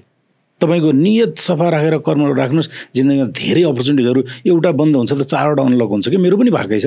म दैलेखमा जन्मे मान्छे, म यहाँ आज पुगेको छु, न कुनै पोलिटिकल एप्रोच छ होइन। तपाईँलाई म भनौँ चुनाव जितेर अहिलेसम्म त्यो जिल्लाबाट पञ्चायतकालदेखि अहिलेसम्म एकजना मान्छे मन्त्री भएको छैन। कर्णाली प्रदेशबाटै पहिलोचोटि सचिव भयो, अहिले अर्थ सचिव भएको साथी चाहिँ पहिलोचोटि सचिव भयो। त्यो ठाउँको पहिलो चार्टर एकाउन्टेन्ट मै हो। त्यो ठाउँको राष्ट्र ब्याङ्कको हाकिम हुने पहिलो मान्छे मै हो होइन। त्यो ठाउँबाट अब ब्याङ्क वित्तीय संस्था त कर्णाली प्रदेशकै सिइओ हुने पहिलो मान्छे म, कमर्सियल ब्याङ्क भने त्यो ठाउँबाट बिलोङ गरेको मान्छे म आज यहाँ पुगिरहेको छु। अनि अहिलेको युथहरूमा के भइरहेको, अहिले त इन्फर्मेसन छ, एक्सेस छ, सबै चिज छ, त्यस कारणले गजबको पोजिटिभ माइन्डसेट राखेर अगाडि बढ्ने हो क्या। त्यसले तपाईँलाई रिस्क भन्ने कुरा त मलाई त रिस्क लिएको जस्तै लाग्दैन। के को रिस्क त अब सरकारी जागिर छोडेर प्राइभेटमा आयो, के को रिस्क भयो त? कम्पिटेन्सीमा बिलिभ गर्ने हो नि त होइन। त्यस कारणले रिस्क भन्दा पनि मैले त्यसलाई मेरो अल्टरनेट चोइसलाई मैले चुज गरे हो, पर्फर्म गरे हो र म बेपत्ता खुसी छु। मलाई फर्केर हेर्दाखेरि हेत्तरिका त्यति बेलामा नदिनुपर्ने कुनै पनि डिसिजन गरिसकेपछि मलाई नगरे हुन्थ्यो, अहिलेसम्म पनि भएको छैन। डिसिजन बनाइसकेपछि त्यो डिसिजन राइट होस् या रङ होस्, बेस्ट हिसाबले अगाडि बढ्ने हो नि त। गजब गर्ने हो नि, किन चित्त दुखाएर बस्ने हो र भने होइन। किन भन्दा अचानक सुतेको बेलामा सपनामा झ्याप्प लिएको डिसिजन हो या बेहोसीमा लिएको डिसिजन हो भने पो चिन्ता अर्को कुरा। सोचेर विचार गरेर बकाइदा सोचेको डिसिजन हो भने त्यो डिसिजनलाई त आत्मसात गरेर अगाडि बढ्ने हो नि त। अनि त्यो रङ भयो भने अर्को कोर्स अफ एक्सन लिने हो। तर यस्तो थियो, यस्तो भयो, यस्तो हुन्थ्यो, यस्तो भयो, यस्तो हुन्थ्यो भने दुःखी हुने होइन। किन भन्दा दुःखी मान्छेले जिन्दगीमा प्रगति गर्न सक्दैन, दुःखी मान्छेले धेरै क्रिएटिभिटी पनि क्रिएट गर्न सक्दैन। त्यस कारणले जहाँ जे छ गजब गर्ने हो, जुन भूमिका छ गजब गर्ने हो। मैले चाहिँ ब्याङ्कमा पनि त्यही हो। म चाहिँ नोबेल ब्याङ्क जोइन गरिसकेपछि यो अहिले सिइओ भएँ, मेरो पोर्टफोलियो बिस्तारै बिस्तारै बढ्दै गएर म सिइओ भएँ। सुरुमा आउँदा त एउटा सानो कोठा दिएको थियो, त्यो कोठामा चाहिँ 2टा कुर्सी पनि नअटेर मैले त्यहाँ भएको त्यो फाइल राख्ने ऱ्याकलाई हटाएर 2टा कुर्सी चाहिँ बल्ल तल्ल हटाउने गरेर बसेको थिएँ। अनि कतिपय भेट्ने मान्छेहरू आउँदाखेरि अब म पहिला ज्योति विकास ब्याङ्कको सिइओ हुँदाखेरिको सिइओको रुम त्यत्रोबाट त्यहाँ बस्दाखेरि अब मान्छेले नोबेल ब्याङ्कको डिजिएम भयो भन्ने हेरेन, हो यस्तो कोठामा बस्नुभएको तपाईँ, यस्तो कोठामा बस्नुभएको कतिले भन्यो भने होइन। अब तर मलाई के चाहिँ त्यति बेला थाहा थियो भने कोठा सानो चाहिँ छँदैछ, तर यहाँ चाहिँ अपर्च्युनिटी चाहिँ अथाह छ है होइन। त्यस कारणले कोठा कत्रो छ भन्ने कुरा भन्दा पनि यहाँ सम्भावना कति छ भन्ने कुरा हेर्ने हो भन्ने मलाई लाग्थ्यो कि। अनि अब त्यो कोठाले मलाई कहिले पनि यो साँगुरो भयो, सानो भयो, मलाई ठुलो गर्दै मैले कहिले भन्न पनि भनिनँ। बिस्तारै बिस्तारै पोजिसन पनि थपिँदै गयो, पोर्टफोलियो पनि थपिँदै गयो, कोठा पनि ठुलो हुँदै गयो। अहिले त सिइओकै कोठा आफ्नो भयो नि त। त्यस कारणले सम्भावनामा बढी फोकस गर्ने हो क्या। जे चिजहरू डिस्ट्रेसफुल छ त्यसमा फोकस गऱ्यो भने मान्छे डिमोटिभेट हुन्छ। अनि बोथ साइड छ। त्यस कारणले जहिले पनि म त के भन्छु भने झन् युथहरूलाई त के भन्छु भने हरेक चिजमा सम्भावना पनि छ, अनि त्यहाँ अलिकति प्रब्लम्सहरू पनि छन्। तपाईँले जेमा बढी फोकस गर्नुभयो जिन्दगीमा त्यही बढी देखिन्छ होइन। मैले भन्छु नि पेट दुखिरहेको मान्छेलाई तपाईँ 2टा काम गर्नुहोस्। पेट दुखिरहेको मान्छेलाई गजबको एउटा फिल्म देखाइदिनुहोस्, 3 घन्टा त्यसको पेटै दुख्दैन। अनि त्यो पेट दुखिरहेको मान्छेलाई भन्दा बढी कति बेला गाह्रो हुन्छ त राति सुत्ने बेलामा, किन सुत्नु पर्ने थियो, पेट दुखिरहेको छ, सुत्नु पर्ने थियो, पेट दुखिरहेको छ भने उसलाई पेट दुखिरहेकोमै फोकस छ क्या। त्यस कारणले झन् बढी दुख्छ। तर फिल्म हेर्दा दिमाग पुरै फिल्ममा चाहिँ पेटै दुखेको थाहा हुँदैन क्या। त्यस कारणले होरी फोकस म्याटर्स। अफकोर्स तपाईँ कता फोकस गर्नुहुन्छ त्यसले धेरै चिज म्याटर गर्छ। त्यस कारणले म त भन्छु कि सम्भावनातिर फोकस गर्नुहोस्, पोजिटिभिटीतिर फोकस गर्नुहोस्, हुनसक्ने कुरामा फोकस गर्नुहोस्, तपाईँले गर्न सक्ने क्यापेबिलिटिजहरूलाई इन्हेन्समेन्टतिर फोकस गर्नुहोस्। गजबको जिन्दगी छ, मजा आउँछ भने। मजा आयो, मलाई नै मजा आयो दाइले भन्दाखेरि होइन। अब आउने अर्को 5 वर्ष है त ब्याङ्किङ सेक्टरमा त जान्छु है त म थोरै कमिङ 5 इयर्स हजुरले कस्तो देख्नु भएको छ ब्याङ्किङ सेक्टर र नबिल स्पेसली? होइन, नबिल त मैले गजब देख्ने मात्र होइन, गजब बनाउँछु होइन। किन भन्दा एज अ सिइओ मैले त्यो एक लेभलको कन्फिडेन्स र होप लिएर जानुपर्ने हुन्छ। किन भन्दा आज पनि नबिल ब्रान्डको हिसाबले र धेरै हिसाब किताबले नबिल फर्स्ट चोइस हो, नम्बर 1 ब्याङ्कको हामी भन्छौँ भने। अब त्यसमा मलाई च्यालेन्ज चाहिँ पक्कै पनि छ। के छ त भन्दा सगरमाथामा पुग्नुभन्दा टिक्न गाह्रो हुन्छ भन्छ नि होइन। त्यस कारणले त्यो आभास मलाई छ र त्यसमा मैले 4 वर्षको टेनरमा सकेर अरू साथीहरूलाई मैले त्यो लिडरसिप सुम्पिँदै गर्दा चाहिँ मैले कम्प्लायन्सको हिसाब किताबले, टेक्नोलोजीको हिसाब किताबले, सिस्टमको हिसाब किताबले र एउटा इथिकल ब्याङ्किङको हिसाब किताबले गजबको ब्याङ्क बनाएर ह्यान्डओभर गर्ने हो। त्यसको लागि मैले काम सुरु गर्नुपर्छ र गजब गर्छु। सेयर होल्डर्स के भन्नुहुन्छ? होइन, सेयर होल्डर्सलाई पनि मैले भने अब यति पर्सेन्टमा कुरा गर्दिनँ, तर कम्पिटिटिभ चाहिँ डिभिडेन्ड नबिल ब्याङ्कले दिन्छ, त्यसमा ढुक्क भयो हुन्छ। यति उति भन्ने कुरा त धेरै छ। मार्केटको सिचुएसन यस्तो छ, एनपिएको सिचुएसन यस्तो छ, पैसा उठिरहेको छैन। त्यस कारणले कतिपय चिजहरू डिस्ट्रेसफुल छ। मैले आशा गरे जस्तै, अपेक्षा गरे जस्तै पुसबाटै तपाईँको चाहिँ भिसेपको रिकभरी भएर गयो भने त सबभन्दा पहिला गजब चाहिँ नबिल ब्याङ्कले नै गर्छ र फेरि पहिला जस्तै 40-50% डिभिडेन्ड दिने पनि दिनहरू आउलान् होइन। तर आज बसेर हेर्दाखेरि पनि म डबल डिजिटको डिभिडेन्ड चाहिँ कन्टिन्यू गर्छ नै नबिल ब्याङ्कले भन्ने मेरो आफ्नो एउटा लेभलको होप छ र त्यसलाई बेटर गर्दै जाने हो। र नबिल ब्याङ्क सिस्टमेटिकल्ली राम्रो हुन्छ, म यही चाहन्छु। र राष्ट्र ब्याङ्कले पनि कम्प्लायन्सको हिसाब किताबले हेर्दाखेरि नबिल ब्याङ्क कम्प्लायन्समा एक्जाम्पल लिएर जाओस् होइन। राज्यले पनि अहिले पनि यो कर तिर्नेमा 1 नम्बरको भनेर अस्ति पनि प्रधानमन्त्रीले पनि फेरि अवार्ड दिनु हो होइन। हामी त्यो कन्टिन्युसन चाहन्छौँ राज्यलाई दिने कुरामा। मेरो कर्मचारी साथीहरू हुनुहुन्छ, साथीहरू पनि नबिल ब्याङ्कको लोगो लाएर हिँड्दाखेरि चाहिँ गर्व फिल गर्ने गरिकन ब्याङ्क होस्, अरूले लोभ गरिराखुन्, हाम्रोले गर्व गरौँ, त्यस्तो ब्याङ्क बनाएर जानुपर्ने च्यालेन्जहरू छ। र ब्याङ्क ठुलो भइसक्यो, 268वटा शाखा छ, 3400 साथीहरूले देशभर काम गर्नुहुन्छ। त्यस कारणले हामीले मान्छेले भन्दा पनि सिस्टमले ब्याङ्क चलायौँ भने ब्याङ्क राम्रो चल्छ र गभर्नेन्स राम्रो गरेर हामीले ह्यान्डओभर गऱ्यौँ भने त्यसको चाहिँ लिगेसी बस्छ भन्ने मलाई लाग्छ। र ब्याङ्किङ इन्डस्ट्रीको कुरा गर्ने हो भने ब्याङ्किङ इन्डस्ट्री पनि 5 वर्षमा राम्रै गर्छ भन्छु। किन भन्दा डिस्ट्रेसफुल टाइम अलिकति गइसक्यो हो कि। किन भन्दा यो जुन सहकारीको स्ट्रेस चाहिँ बिस्तारै सिफ्ट भएर ब्याङ्किङतिर आयो, बजारमा लिक्विडिटी भएन, घर जग्गाको पनि कि त कारोबारै भएन कि त भ्यालु घटेर गयो, जसको कारणले घर जग्गा बेचेर पैसा असुल हुने जुन पहिलाको रिकभरी थियो त्यो पनि हुन सकिरहेको अवस्था छैन। तर बिस्तारै स्थिति सुधिँदो छ। तपाईँले राजस्वको पनि सङ्कलन हेर्नुभयो भने तपाईँको सेकेन्ड क्वार्टरभन्दा थर्ड क्वार्टर बढी छ र मन्थली हेर्नु भने यतापट्टि राम्रो भइरहेछ। बजारतिर पनि अलिकति चलायमान भइरहेछ। क्यापिटल बजेट पनि आछ, क्यापिटल मार्केटमा पनि अलिकति रौनक देखिएको छ। त्यो क्यापिटल मार्केटको रौनक फेरि बिस्तारै रियल इस्टेटमा पास हुन्छ। त्यो क्यापिटल मार्केटको रौनक रियल इस्टेट मार्केटमा पास भएर त्यहाँ पनि रौनक आयो भने लिक्विडिटी बढ्छ। त्यसले चाहिँ मान्छेको चाहिँ के हुन्छ भन्दा लोन पेइङ क्यापेसिटी र रिस्क टेकिङ क्यापेसिटी बढाउँछ। त्यो हुँदा बित्तिकै ब्याङ्कहरूले राम्रो गर्छ। डिस्ट्रेसफुल टाइम चाहिँ लगभग ब्याङ्कहरूको अब बितिसकेको छ। अब राम्रो दिनहरू आउँछन् भन्ने अपेक्षामै काम गर्ने हो होइन, त्यसमा त कुनै डाउटै छैन। म चाहिँ हामी फर्स्ट टाइम बसेका छौँ, तर मलाई थाहा छ आज अलिकति हजुरको टाइमिङ पनि अलिकति टाइट छ भन्ने मलाई 100% थाहा छ। मेरो लिसनर्सलाई होइन, स्पेसली अलिकति यङ लिसनर बेस छ मेरो होइन, मेरो लिसनर्सलाई चाहिँ अघि नै हामीले 2टा शब्द प्रयोग गरेका थियौँ होइन। म नेगेटिभिटीबाट पोजिटिभिटीतर्फ आउनु मन छ मलाई होइन। त्यो भाइ बहिनीहरूलाई के भन्नु मन छ दाइ? होइन, भाइ बहिनीहरूलाई चाहिँ मैले के भन्छु त भन्दाखेरि अहिले कस्तो प्रकारको स्थिति भयो त भन्दाखेरि सोसियल मिडियाले एकदमै राम्रो मेसेज दिइरहेको छैन होइन। मान्छेहरू फ्रस्ट्रेसन, वास्तवमा फेरि यो सोसियल मिडिया के हो भने एकदम राम्रो भइरहेको बेलामा राम्रोलाई इन्क्रिज गर्छ अनि नराम्रो भइरहेको बेलामा माइन्डसेट नेगेटिभ बनाउनलाई बहुतै हेल्प गर्छ। अहिलेको युथहरूमा त्यो इन्फर्मेसनको एक्सेस छ होइन। उनीहरू फेसबुक हेर्छ, उनीहरू टिकटक हेर्छ, उनीहरू इन्स्टा हेर्छ, उनीहरू न्युज च्यानलहरू हेर्छ, तपाईँलाई हेर्छ, धेरै मान्छेहरूलाई हेर्छ र त्यो अनुसारको आफ्नो माइन्ड इमेज सेट गर्छ। र अहिले सबभन्दा ठुलो फ्रस्ट्रेसन कहाँ लिएर पोख्न थालिएको छ त भन्दाखेरि लिडरसिपमा लिएर राजनीतिक नेताहरूमा चोरहरू, बदमासहरू, फटाहरू, डाकाहरू देश बिगारे, खत्तम पारे अनि भन्ने प्रकारको कुरा गर्छ। र अहिले बजारमा चाहिँ अस्ति हाम्रो उज्जवल थापा दाइले एउटा कुरा भन्नुभयो, मलाई गडा चित्त बुझ्यो क्या। अहिले बजारमा 2टा चिज मात्रै बिक्छ, कि एङ्गर कि इमोसन भन्दै हुनुहुन्थ्यो कि होइन। वास्तवमा मजासँग हेर्नुहोस्, अहिले हिरो हुनलाई के पनि गर्नु पर्दैन, मिलाएर गाली गरिदिए पनि हिरो भयो। वास्तवमा हिरो हुनलाई त काम गर्नुपर्ने होइन, प्रुभ गर्नुपर्ने होइन, तपाईँले केही राज्यलाई कन्ट्रिब्युसन गर्नुपर्ने होइन, तपाईँको आफ्नो पद पोजिसनमा बसेर त्यहाँ कर्ममा तपाईँले न्याय गर्नुपर्ने होइन, त्यसपछि हिरो हुनुपर्ने होइन र। तर मजाले मिलाएर गाली गर्यो भने त्यो मान्छे हिरो भयो होइन। त्यस्तै मान्छेलाई सराहना गर्ने चलन छ होइन। अनि इमोसनल हामी एकदम धेरै सेन्टिमेन्टमा बगिहाल्ने, भनिहाल्ने, फ्याक्ट बुझ्नु छैन कमेन्ट पहिला गरिहाल्ने होइन।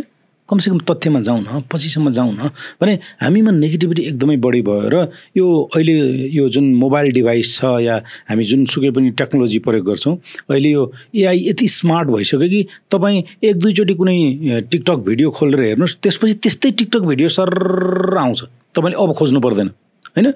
अनि तपाईँ फेसबुकमा कुनै रिलहरू जस्तो प्रकारको 2-3 चोटि खोजेर हेर्नुहोस्, त्यसपछि तपाईँले दुःख गर्नु पर्दैन, तपाईँलाई के चाहिन्छ त्यो एआईले त्यहीँ अटोमेटिक एल्गोरिदमले दिइहाल्छ। नचाहेर पनि त्यसले नजाँदिदो पाराले तपाईँको माइन्डसेटहरू डेभलप गरेर आउँछ है। त्यस कारणले while using social media please तपाईँ त्यो कुन डाइरेक्सनमा जाँदै हुनुहुन्छ, के चिज हेर्दै हुनुहुन्छ, इट म्याटर्स। र पोजिटिभिटी तपाईँमा हुनुपर्छ। अहिले चाहिँ देशमा केही छैन, उसमा केही छैन होइन। अब अस्ति मलाई त्यो एकचोटि गगन थापाजीले चाहिँ हुन त चुनावी भाषणमै भन्नुभएको थियो, अब हाम्रो युवाहरू चाहिँ माथि किर्तिपुरको डाँडामा गएर चाहिँ ल्यापटप हेरेर 3 लाख 4 लाख रुपियाँ कमाउँछन् भन्दा उडाएर बेपत्ता छ। अरे कुन ठुलो कुरा गरे हो र, किन कमाउँदैन? त्योभन्दा धेरै कमाउँछ, त्योभन्दा धेरै कमाउँछ। त्यो चाहिँ किन? अनि मैले त फेसबुकमा स्ट्याटस लेख्दैछु मेरो तल त झोले भनेछ। अरे म दैलेखमा जन्मेको मान्छे मनोज गेवाली होइन। आजभन्दा चाहिँ 25 वर्ष पहिला 30 वर्ष पहिला दैलेखको एउटा त्यो कुनामा जन्मेको मान्छे।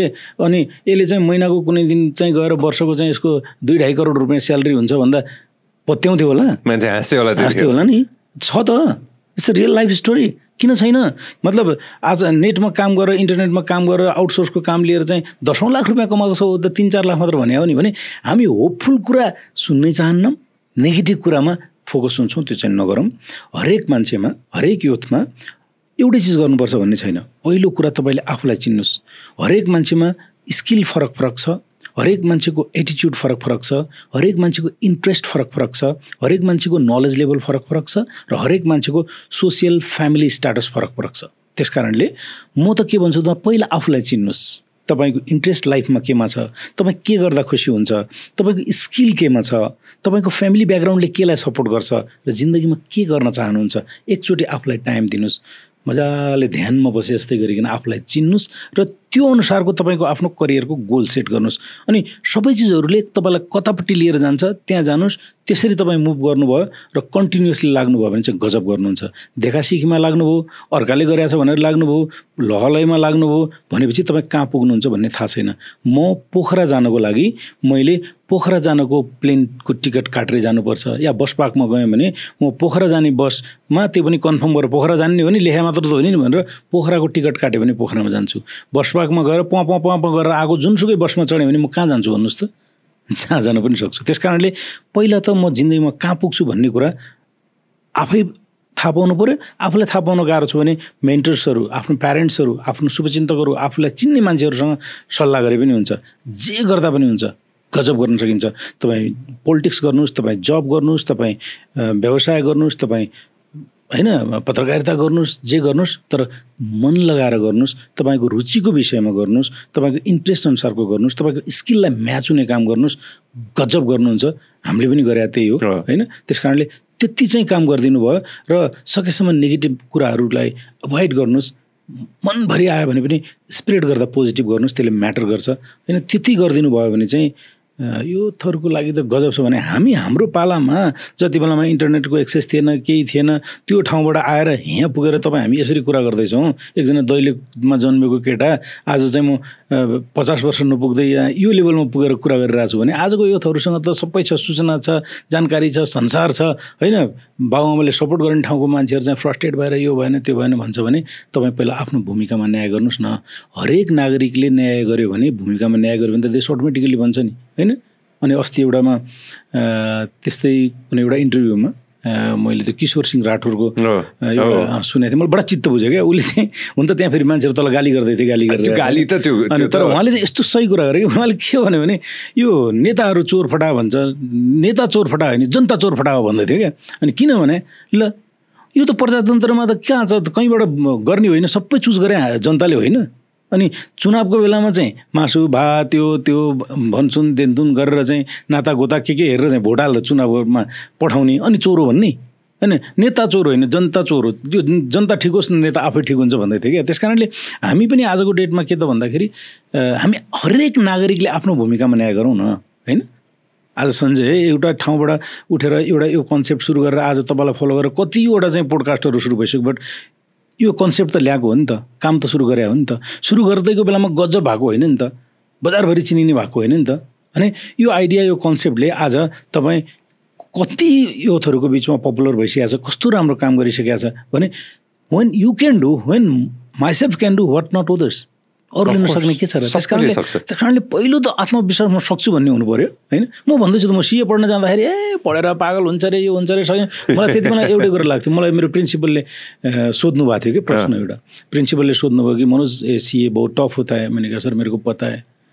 तो तू तो सरकारी जाहिर कर रहा, छोड़ के आ गया। मैंने कहा सर छोड़ के आ गया।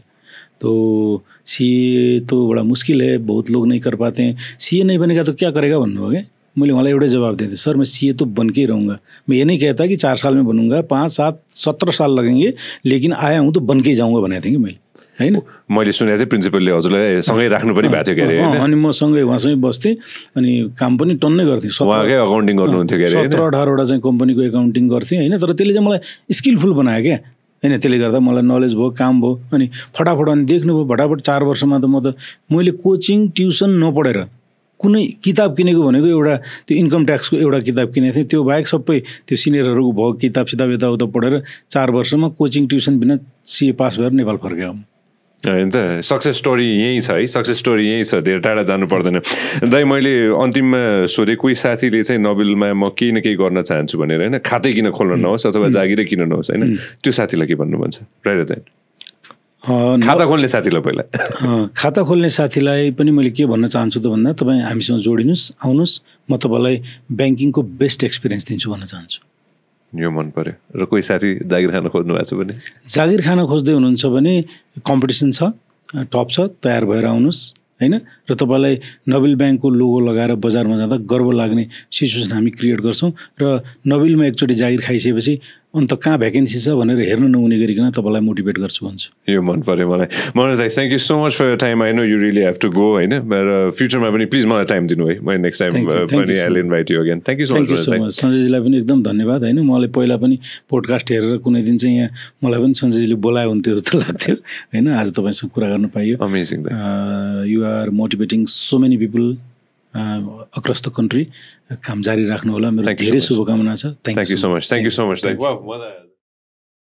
नोबेल ब्याङ्क सँगै अघि।